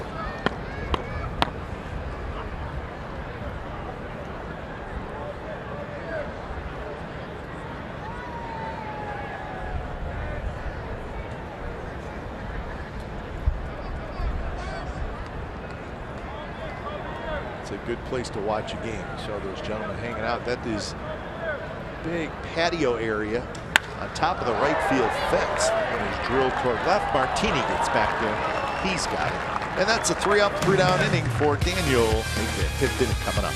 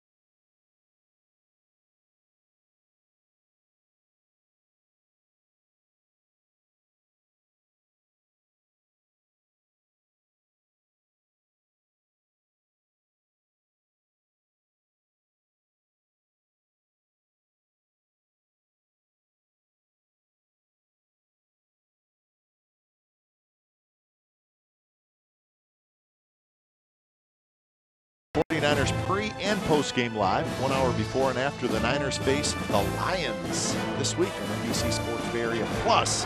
And if you're going to the game, stop by our Set Faithful Mile to win prizes and maybe get yourself on TV. That's always a possibility. The home of the authentic 49ers fan is NBC Sports Bay Area. So, home game for the Niners. Quick 0-2 to Ramon Laureano. Gilmartin back out there for his second inning work.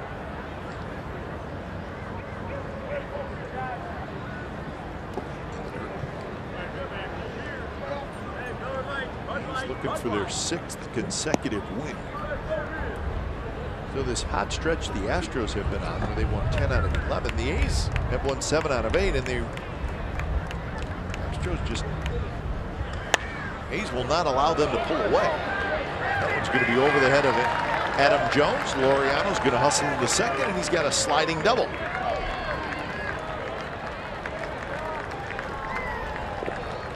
Leadoff man aboard for the A's here in the 5th inning. 10 hits in the 3rd inning. That ties an Oakland era record for hits in 1 inning. 3rd time it's been done. 10 runs and 10 hits in the 3rd inning.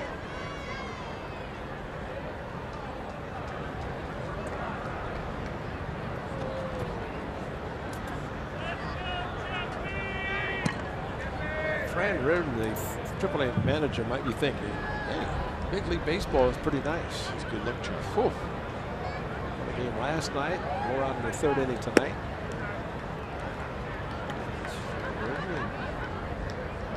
To his right, our left, is Ryan Christensen, the A's bench coach. Of course, he was at AA last year. Promoted to the bench coach with the skipper.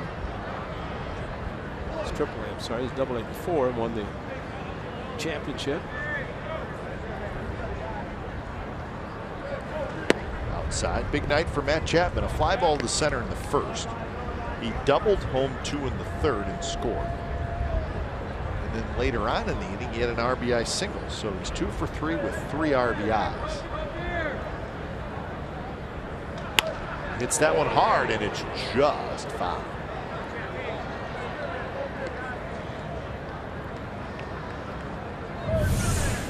Just so quick, maybe a little bit too quick, and not enough over the bag or on the bag at all for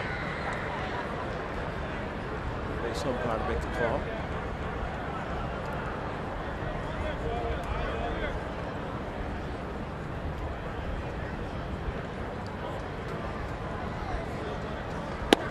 In there first strike, eased it in there, 2-2 the count. His location, that was just 87, but it sounded like much harder because of the location.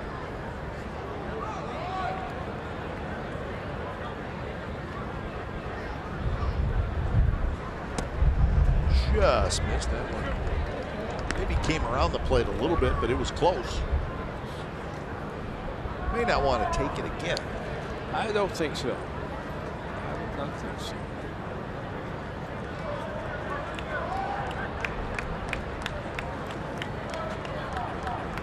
Chapman hits it hard right back to Gilmartin. Grabs it, checks on the runner, and throws out Chapman. So 1 out.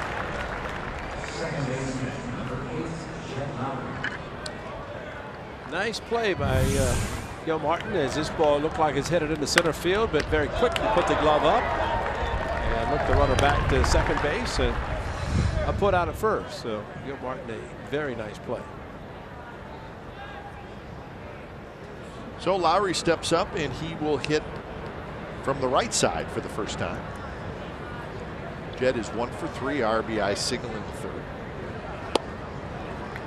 Pretty even splits for Lowry this year. As a right-handed hitter, 263. As a left-handed hitter, 280. I always like to see that. The switch hitter numbers are pretty close to being the same. The great Stan usually got the same number of hits at home as he did on the road. Great Hall of Fame career.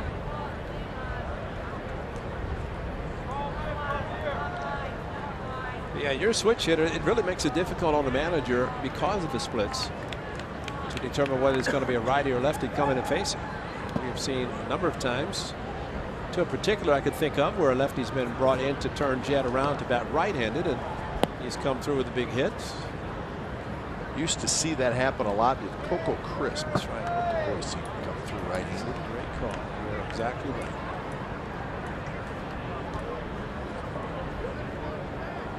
Coco's doing. He's there for the 50th anniversary back in end of March. Seems like years ago. 2-2 the count to Lowry.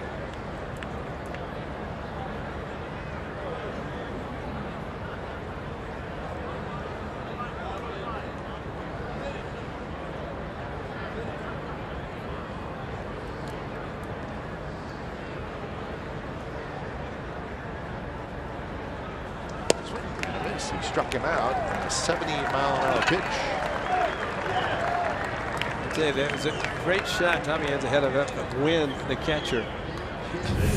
He's going through multiple signs, but the one thing he hit a 1 and then he holds 3.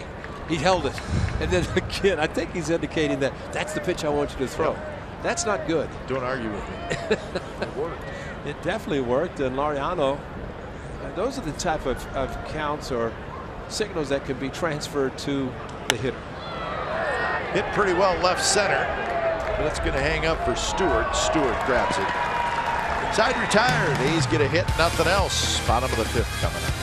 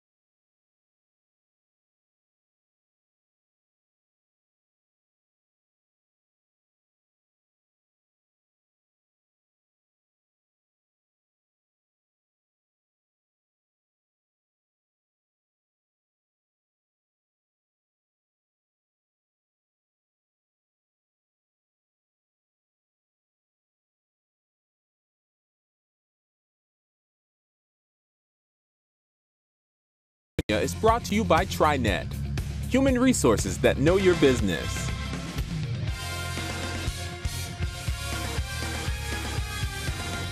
(10-0). The A's lead the Orioles. Bottom of the 5th inning. So a very good night for the A's so far. And for their 6th consecutive win, Daniel Migden into his 4th inning of work. And he's been good. Yeah, he's been outstanding, and just the 1 hit that was at the 1st inning by Mancini with Liam Hendricks, the opener, on the mound. Migden in the clubhouse waiting to come in to start the 2nd, and he has done that and pitched exceptionally well. Always ready to go with the glove in front of his face as the hitter prepares himself forever to get in the box.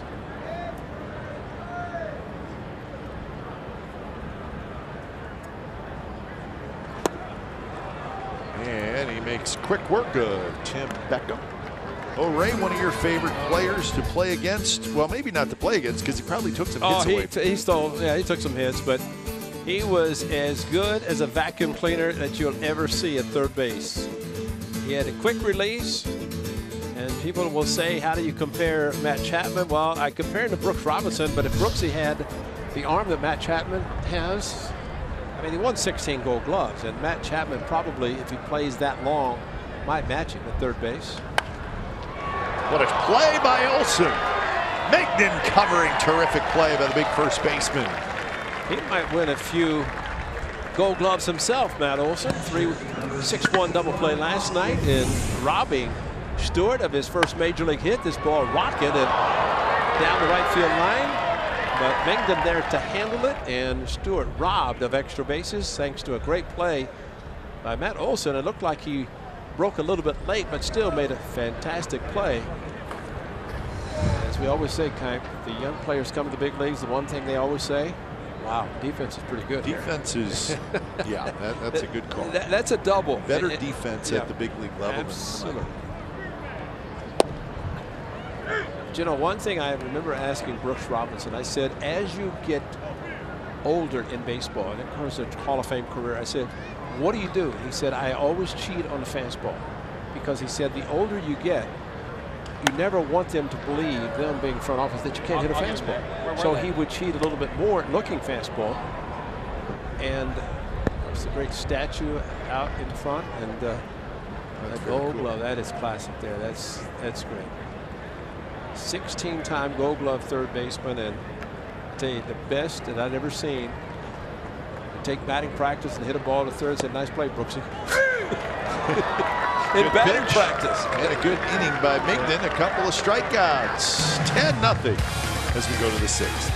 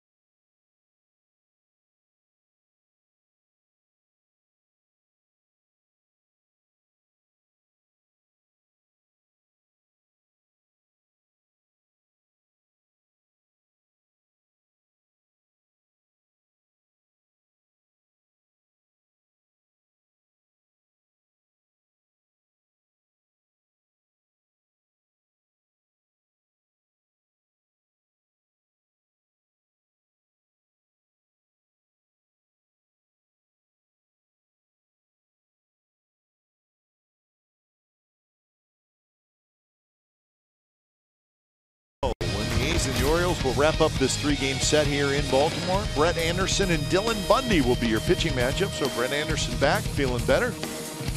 He will square off against the young right-hander Dylan Bundy. Coverage begins at 3:30 with A's pregame live. So we'll have it for you.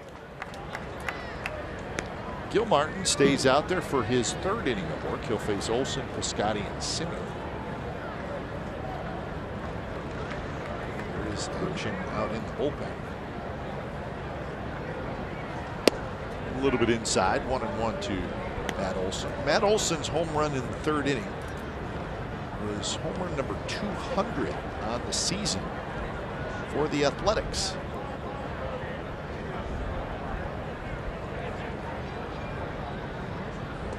It's the 6th time in Oakland A's history that team has hit over 200 home runs. The most, Ray, 1996. That group hit 243. Be a play for Chris Davis. Just missed it. He's got it.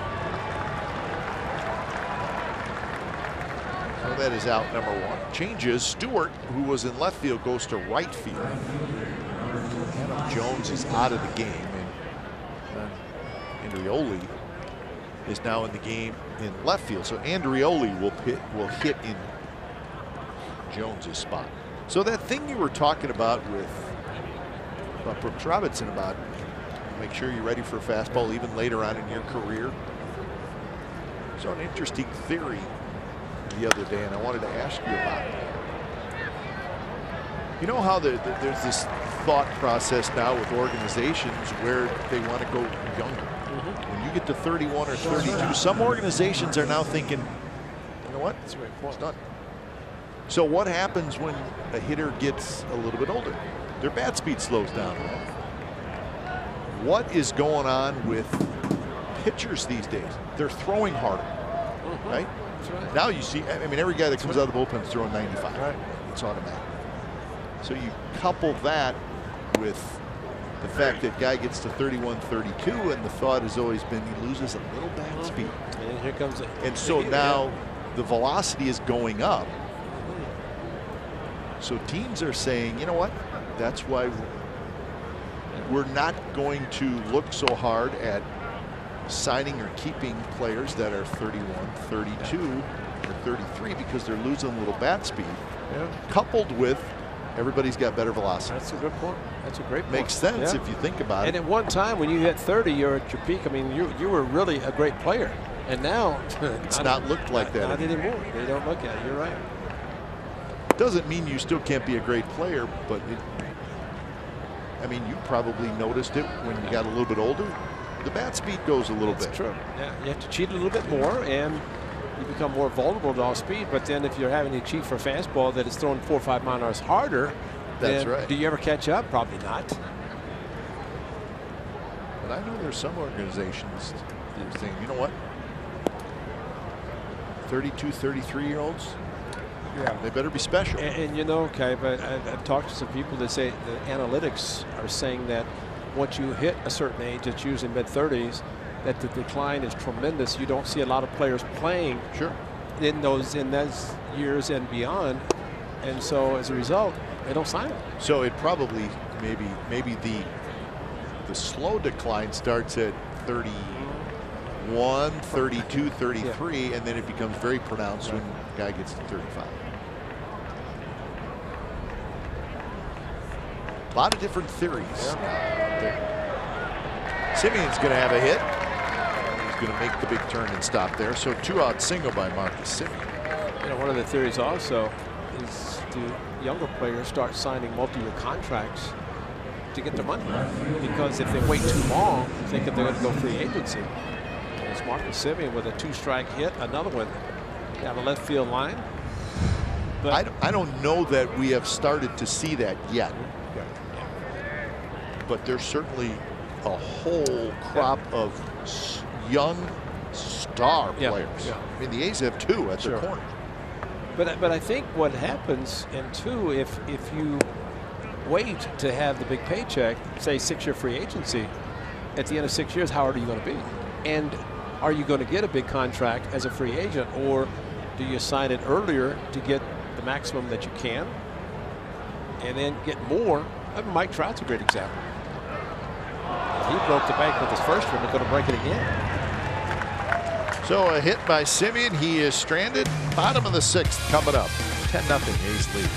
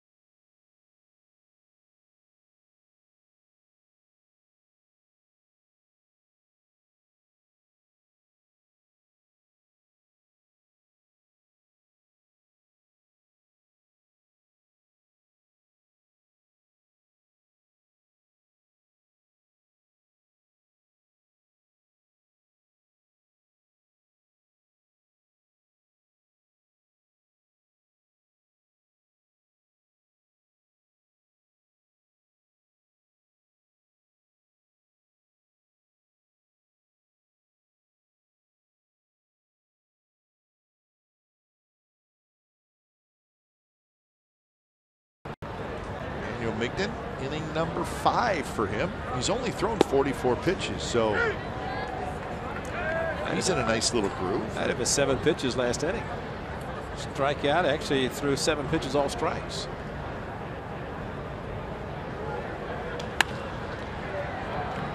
Right to Lowry.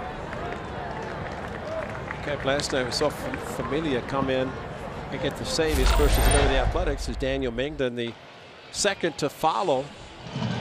This is the May 4th game against the Orioles. He gave up a home run to Adam Jones, and then only 2 hits remained at the time he left with a lead, but the bullpen did not allow him to get the victory. The A's did win the game, but it was a no decision. But he was outstanding on that Friday night uniform.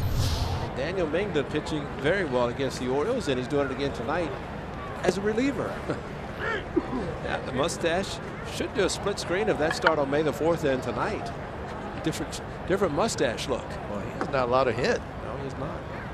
He's walked 1, struck out 2, and he's just rocking and firing now.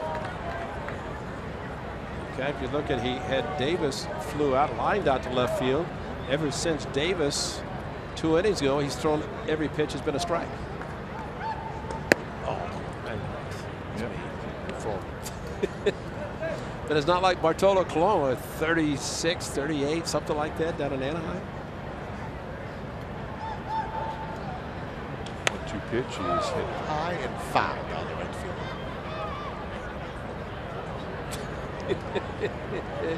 Oh, I think that's my partner. If it is, I got to get one of those. Wearing underneath my sport coat at home. Right. Nice big hop for Olsen. He'll take it himself, and Daniel Migden is rolling along. Well, I started to say Familia with the save last night. Blake Trinan essentially got the day off. He had 3 consecutive appearances, then the off day, and look at the numbers for Daniel Migden.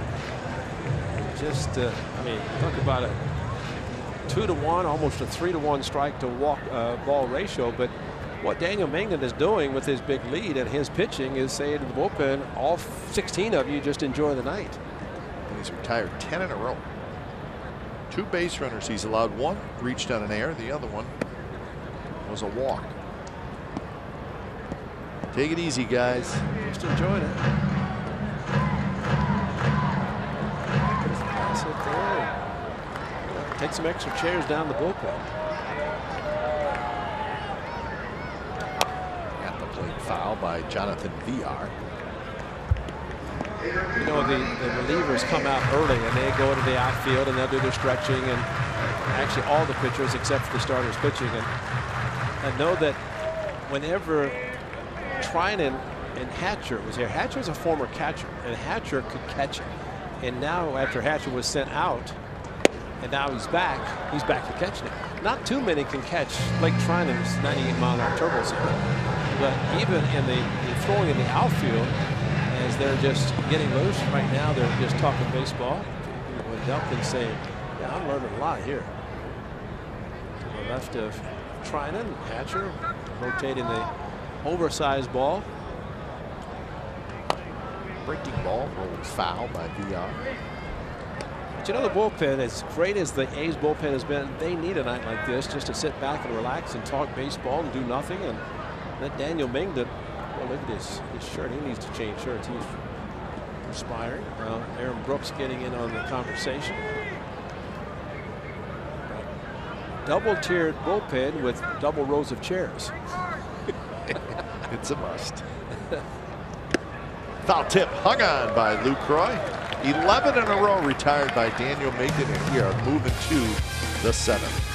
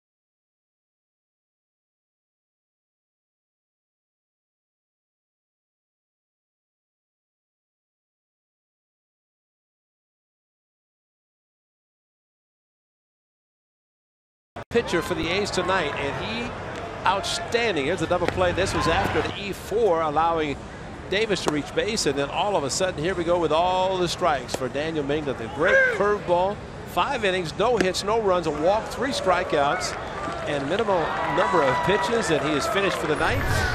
But kind of as we're talking between innings, the A's might be utilizing his services this weekend with the opener again, depending on what happens. Jess Guffey, the A's strength and conditioning coach, getting some words from Daniel Mingda and to him, but another pitcher for the Orioles. So when it's time for change, think Speedy Oil Change and Auto Service. It's your trusted oil change tune-up and smog experts. Ryan Messenger. We're getting the proper pronunciation for that. Revik Valera is the new second baseman, so VR is out. Bounce toward Davis. Davis flips, and that is out number 1. So Lucroy is retired. Lucroy's jersey, of course, his has been under the chest protector. And back to your point earlier about how maybe Bob Melvin might use the latter part of the game to give guys a few innings off. Usually that occurs when the opposing manager, in the case of Buck Showalter, he has already made a couple of changes. Valera in this inning, he had Adam Jones exit after last inning. So we might see what Bob Melvin, but again, Pinder looks like he's going to hit for Chapman. So here's a start maybe for the Athletics. They've got plenty of guys on the bench, plenty of relievers. Plenty of everything. Yeah. How about this guy, Laureano? Remember a guy named Cal Ripken Jr.? Yeah. He's got the Cal Ripken Jr. League. They have it in his hometown here area. How about this one, Ray? Yeah. How about this one, Ray? Bangs off the wall. Watch Laureano go. He hits the bag at second. He's digging for third. He'll stop there. That's a stand-up triple. Single, double, triple, and a walk for Ramon Laureano. First triple of his career, and Cal Ripken Jr. would be proud. He played in his league as a child, as a kid. And now he's in the big leagues doing this, making great defensive plays. And remember, it's Stewart going over to right field, banged against the wall. The wall just moved a few feet as the big man hit it. And backing up was the center fielder. Otherwise, we might have seen an inside the park home run, because Mullins did back up, but Chad Pinder gets a chance to bring him in. Laureano showing the speed. He's been a little bit under the weather for a few days. Sunday in Oakland, he said, "I'm not feeling well." Melvin said it's been 2 or 3 days that he's not feeling well. But if he's playing like this, stay sick, as he has been playing outstanding baseball. So quite a night for Laureano. Chad Pinder is hitting for Chapman.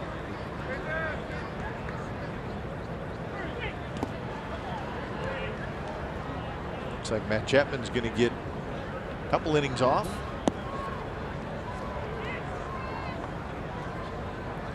Glenn Barreto has come out into the on-deck circle. That's Lowry's spot. So Bob Melvin waited a while and decided, you know what, I'm good with this lead. Let's let some guys get a break and let some other guys get in at bat, or maybe 2. And you know, for September call-ups, this is basically what it's all about.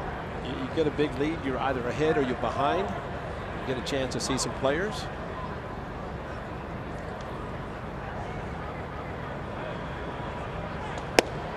A little bit outside. I think it's kind of like the NBA. You get some of the bench players going. They want to continue to play well themselves, so it's not like you're just giving up and not trying to get good at bats. Pinder swings and misses. So that's the second out here. The first one tonight, where runner's been at third, less than 2 outs, and hard breaking ball from the right-hander.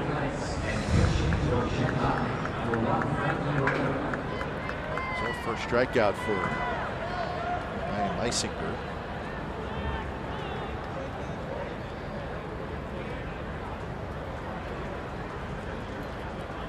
Barreto takes outside.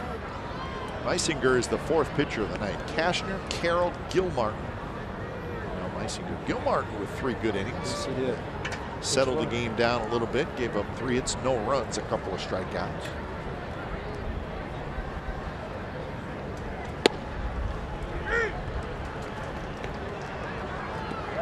As Matt Joyce is going to hit for Chris Davis. Get some of the guys some at bats, especially Matt Joyce on the disabled list for a long period of time this summer.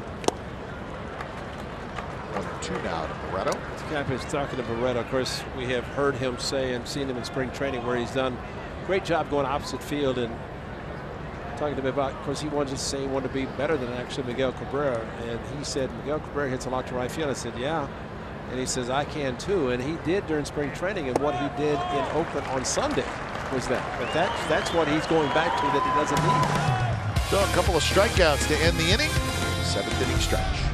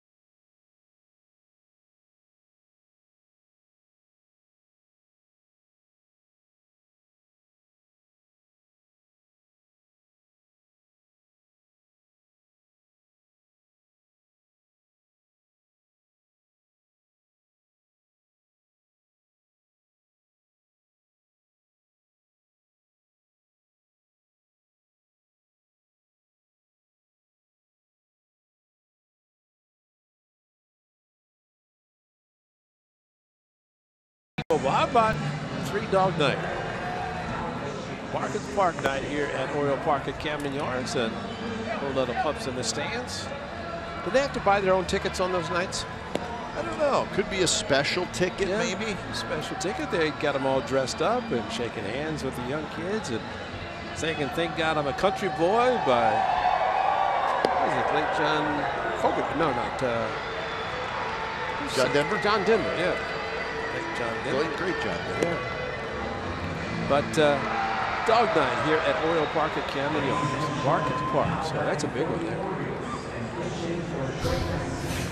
Ryan Dull comes in. So what a performance by Daniel Migden. 5 no-hit innings. No hits, no runs, 1 walk, and 3 strikeouts for Daniel Migden. Nicely done. And that's great to see, and really takes care of the bullpen. Ryan Dull can come in. Got some defensive changes, guys who pinched hit. So we have reached the 7th inning of the spring training game.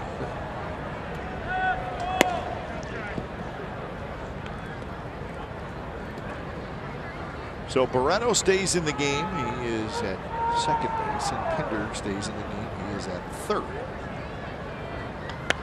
And this is Chance Sisco, who's hitting for Mancini.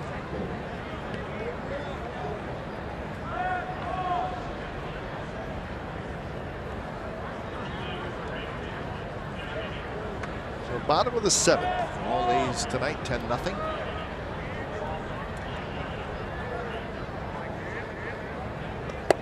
High fastball and a swing and a miss.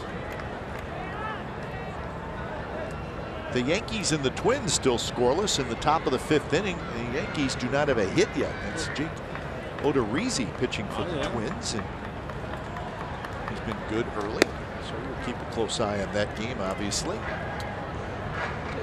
seems like that pitching has been dominant this year to the point that every time you see a baseball game or think about it, there's a no-hitter in progress. But a lot of. Hey, we got a no-hitter through the 6th. We've said that a lot. Yeah. Dull strikes out Cisco.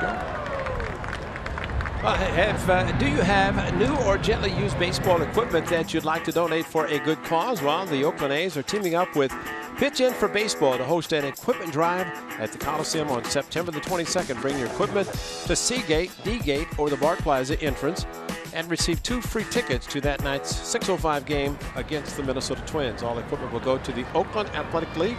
More information at athletics.com/community. This is John Andrioli. Haven't seen that lid. The old A1000. Oh, yeah. To be confused with the A2000. Martini backs up. He's got it. That's it.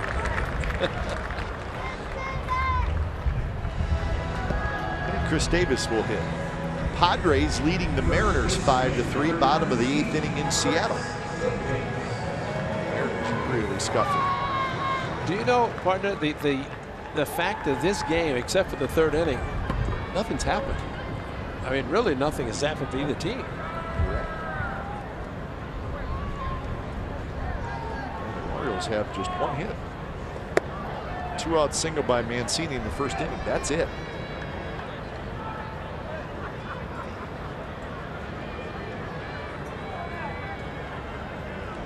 Astros won their game earlier today, 5-4 over the Tigers.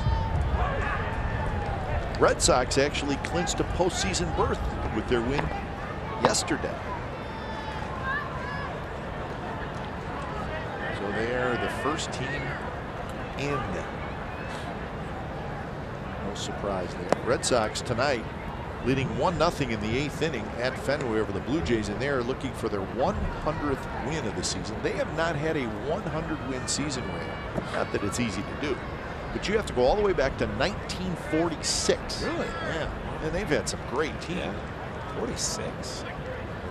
They're going to probably do it tonight. Hustling over there. Dawley got there in time. Davis is out, and Ryan Dahl has a 3-up, 3-down inning. We are headed to the 8th.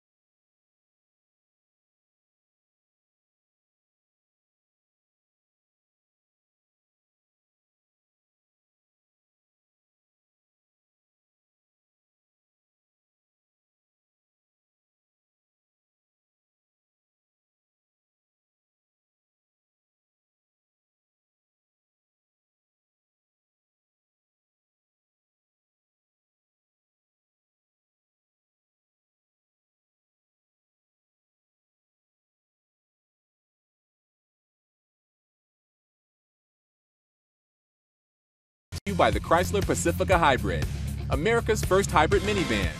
Test drive one today.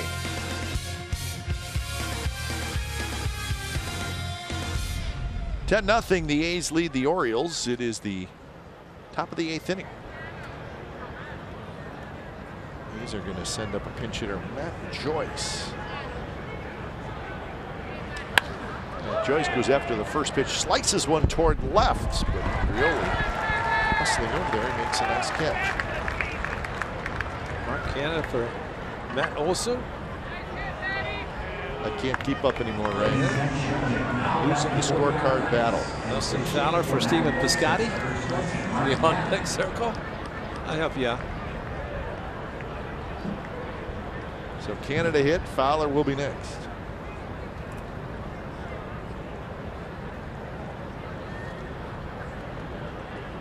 Swing and a miss by Mark Cannon.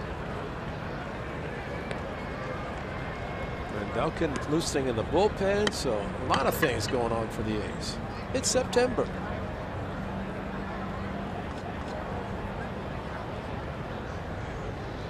Matt Olson well in there, was 2 for 4 with a 3-run home.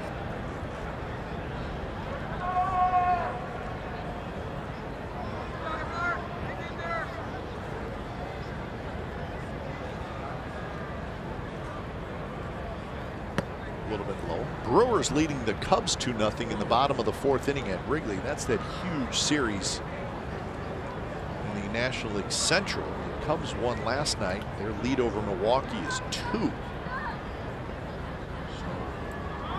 That'll be a fun battle to keep an eye on the final 2.5 weeks.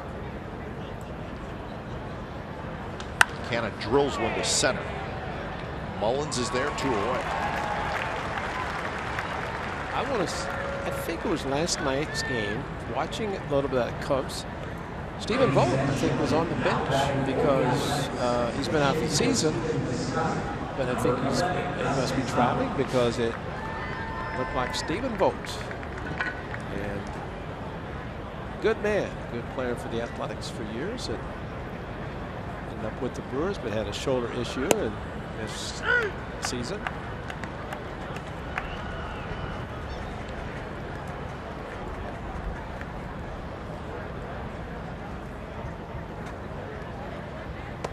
Pitch to Fowler. So Fowler is hitting for Piscotty.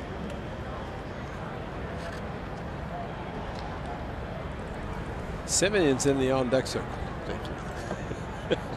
Yes. Still in the game. Keep me honest, as they like to say.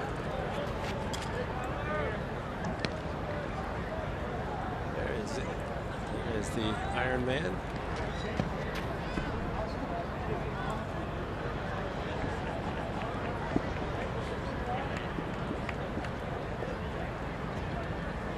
In the dirt. So 3-1 count.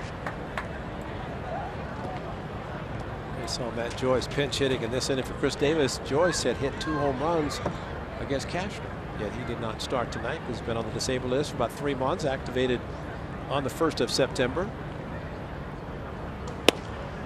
And that one inside, and Fowler has the walk.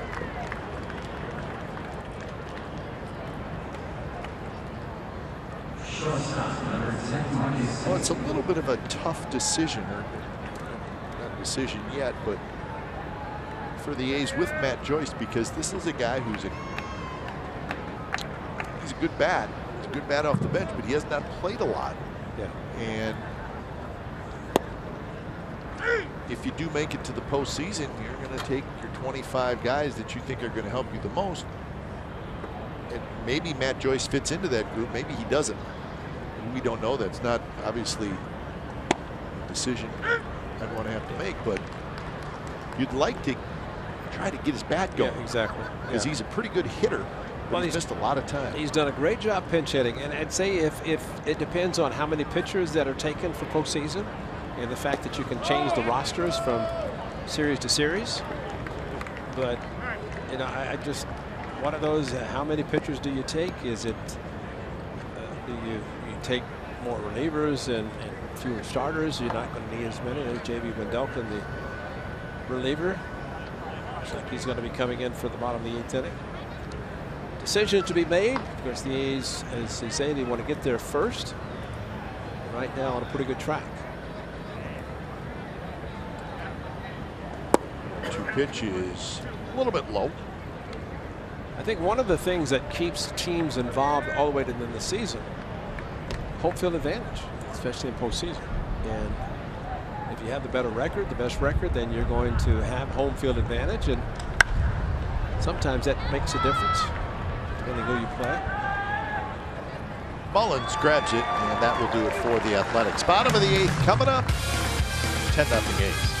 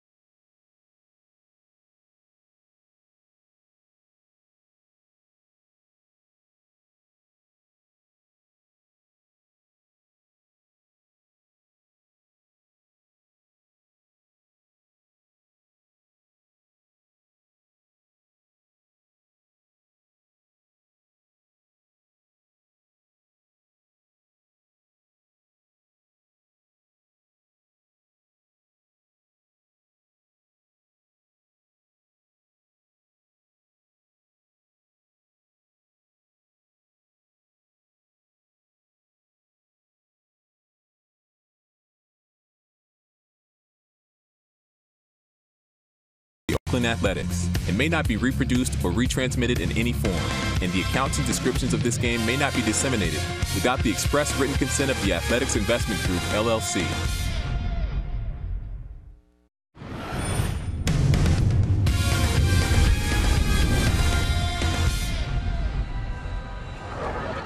All right, here's our game summary brought to you by your local Toyota dealers. Interesting game. The A's scored 10 runs in the 3rd inning.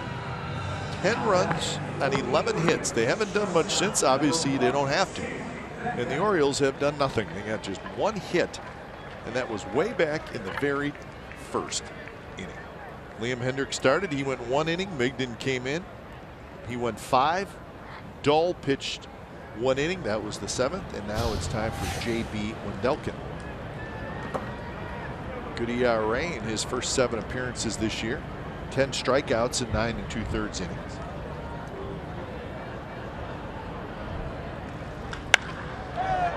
Tim Beckham skies one to center field. Laureano grabs it. So 1 pitch, 1 out here in the bottom of the 8th inning. But if you're going by the sound, that's a home run. It sounded good. It sounded great, but it just did not go anywhere.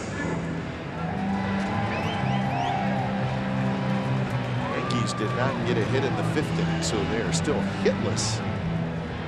No score. Twins and Yankees, bottom of the 5th. Severino is pitching for the Yankees, and he's pitching well.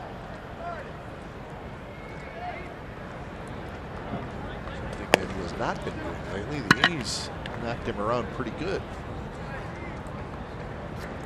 Severino tonight has allowed just 1 hit to the Minnesota Twins.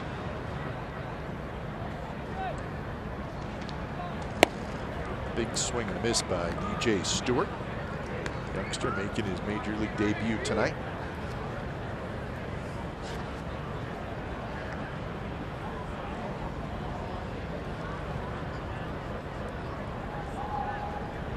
Home runs and 55 RBIs at AAA Norfolk. Lucroy coming back, but he's going to run out of room.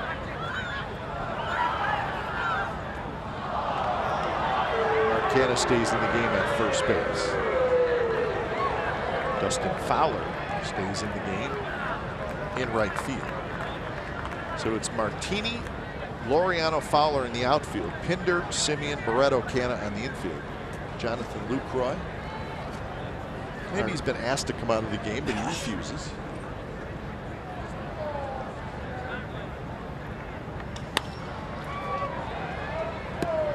Fowler in over a little bit, and he makes the catch. Well, you see that 0 under the BAL? That means for Jonathan Lucroy, he said, if I'm staying in the game, because if I keep a 0 out there, shutout. It's a shutout. And that's something special for a catcher. And plus tonight, the opener, the A's have only used 4 pitchers. Maybe they'll use one more in the 9th inning, but usually when they have the opener, the starting pitcher or the reliever going 1 inning, they've used 9 at one time. They used 8. But tonight so far, just 4, counting the opener 1 inning. Foul ball. Well, the A's will have an off day on Monday, so really they'll be well set up from a bullpen standpoint for tomorrow and then the upcoming series against the Rays.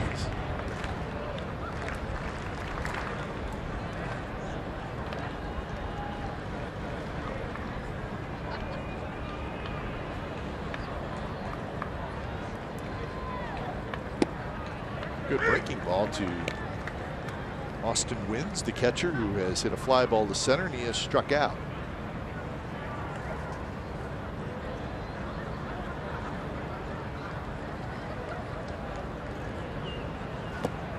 Tried it again. This time Wins lays off it.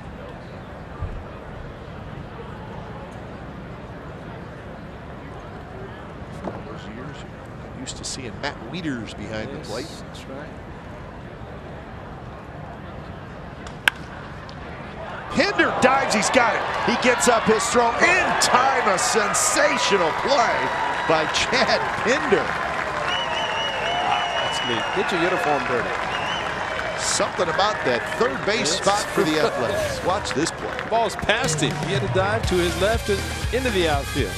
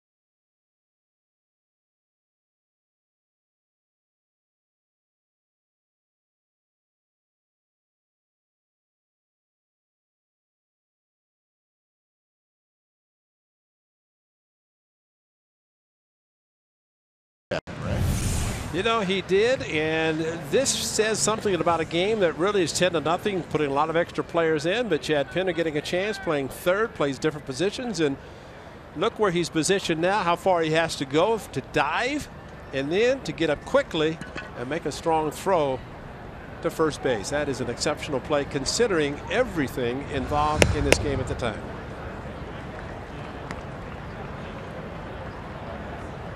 So 9th inning. Martini leading off. New pitchers Paul Fry.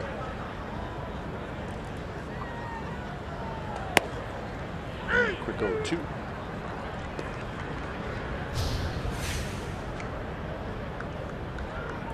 The 28th game for Paul Fry.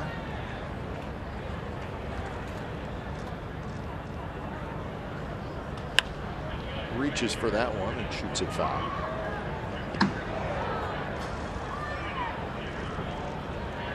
Hey, that's Bo Taylor. Yeah. He's got a hit for Jonathan Lucro, so maybe Luke's not going to catch the ninth. Bo Taylor has played in a game, has not hit in a game. That's good. You don't want to be Moonlight Graham. Hit hard, and Chase Peterson, who's now at second base, caught it in the air. That's out number one. Nick Martini has hit some shots. He does have 2 hits and a walk. Bo Taylor, who did catch the 1 inning with Familia on the mound. And he was involved in that record-setting game, because he caught, I think what the A's used all the players, and he caught the 9th pitcher. That was Familia. September the 1st, just called up, and so it was his fault. Come on, Bo Taylor. Makes a good swing at the first pitch.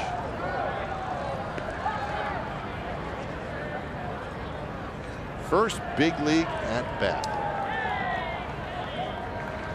Game was against the Mariners at the Coliseum. That was a game started by Hendrick, and that was the first time the A's used the opener.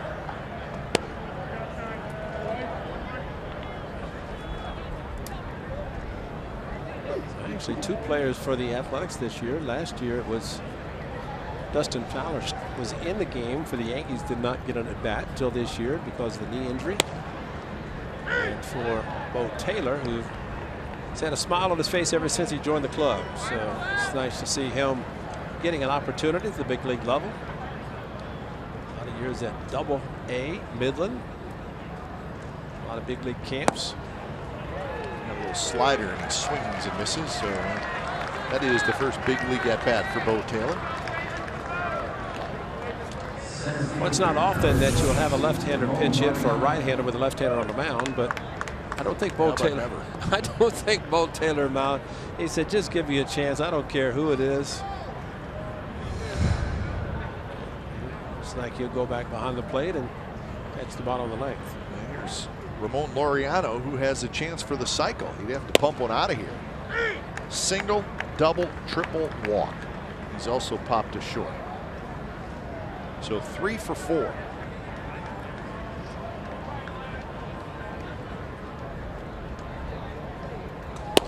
There's a strike right on the corner, but it's quickly 0-2. Hey, that's Aaron Brooks.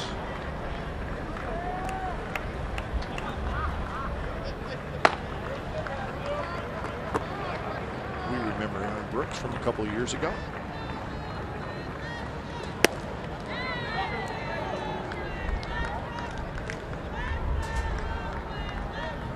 Choking up. 1 or 2.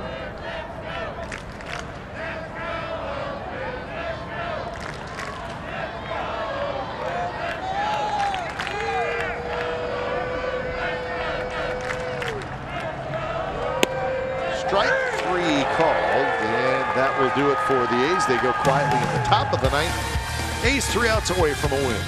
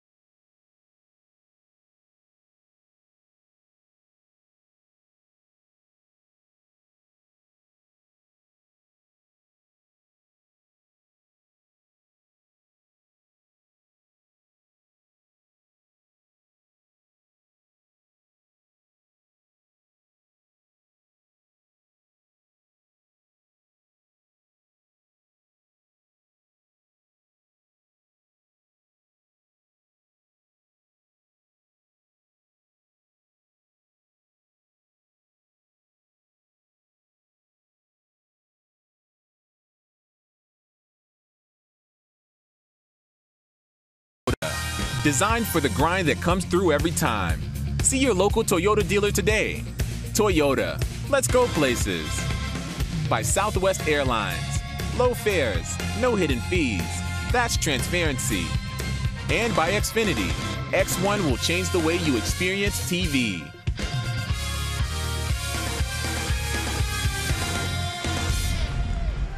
All right, 10-0 A's lead the Orioles. Let's check in with an Oktoberfest update.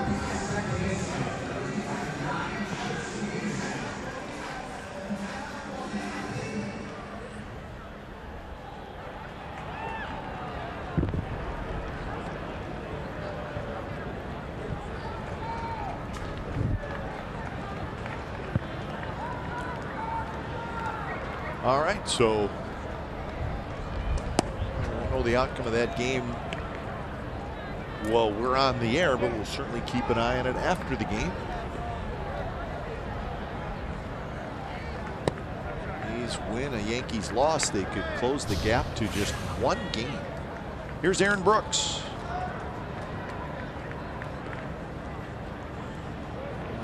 Brooks, it was 2015 when he pitched for the A's, and he made 9 starts that year.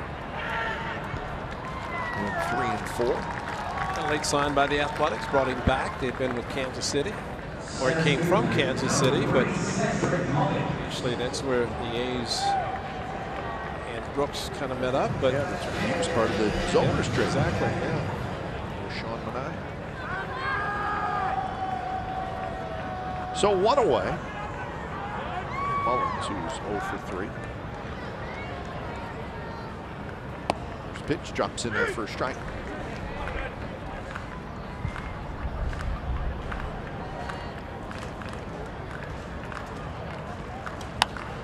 And a quick 0-2, so Brooks comes in throwing strikes.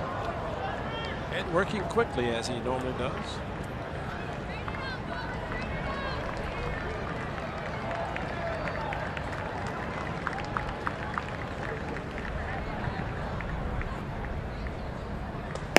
Fastball just a little bit hot.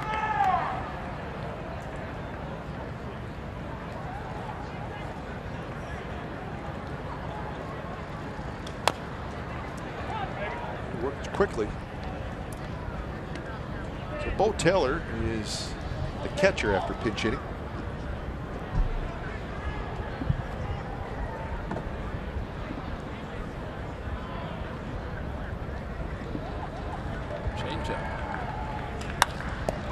Off of Brooks, grabs it, throws to first in time. Let's hope he's okay. Time now for the Chrysler Drive the game. How about Matt Olson in a 10-run 3rd inning? This is a 3-run home run on a 3-1 fastball to left field. Matt Olson, home run number 26 on the season. And another opposite field home run. Another 3-run home run for the Athletics. And that was a good, great inning for the Athletics. 10 hits, 10 runs. And those 3 started the game. Jed Lowry, Matt Olson, Matt Chapman. Now they get to watch the end of the game.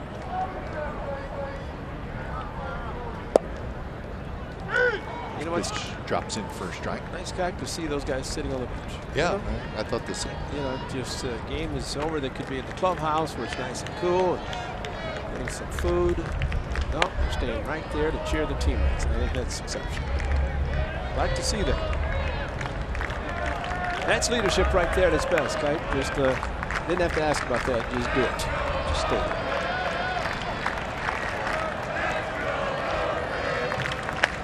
Hop up. Pinner's over, but that's going to reach the seats. Green and gold. Lots of green and gold. You heard the chant, let's go Oakland, at the top of the inning. Melvin likes to hear that when he's on the road.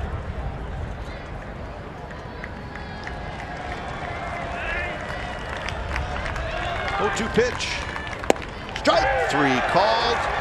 And that's the ball game. So the A's get their 13th shutout of the year. And they use 1 big inning. Check this out, Ray. The A's magic number to reach the postseason, the second wild card, is down to 9. That is great considering what the boys have done So they win their 6th consecutive game. It took 2 hours and 39 minutes. The attendance tonight here in Baltimore was 10,480. So all A's tonight as they shut out the Baltimore Orioles. Final score 10-0. Time now for A's post-game live. Let's head back to the studio.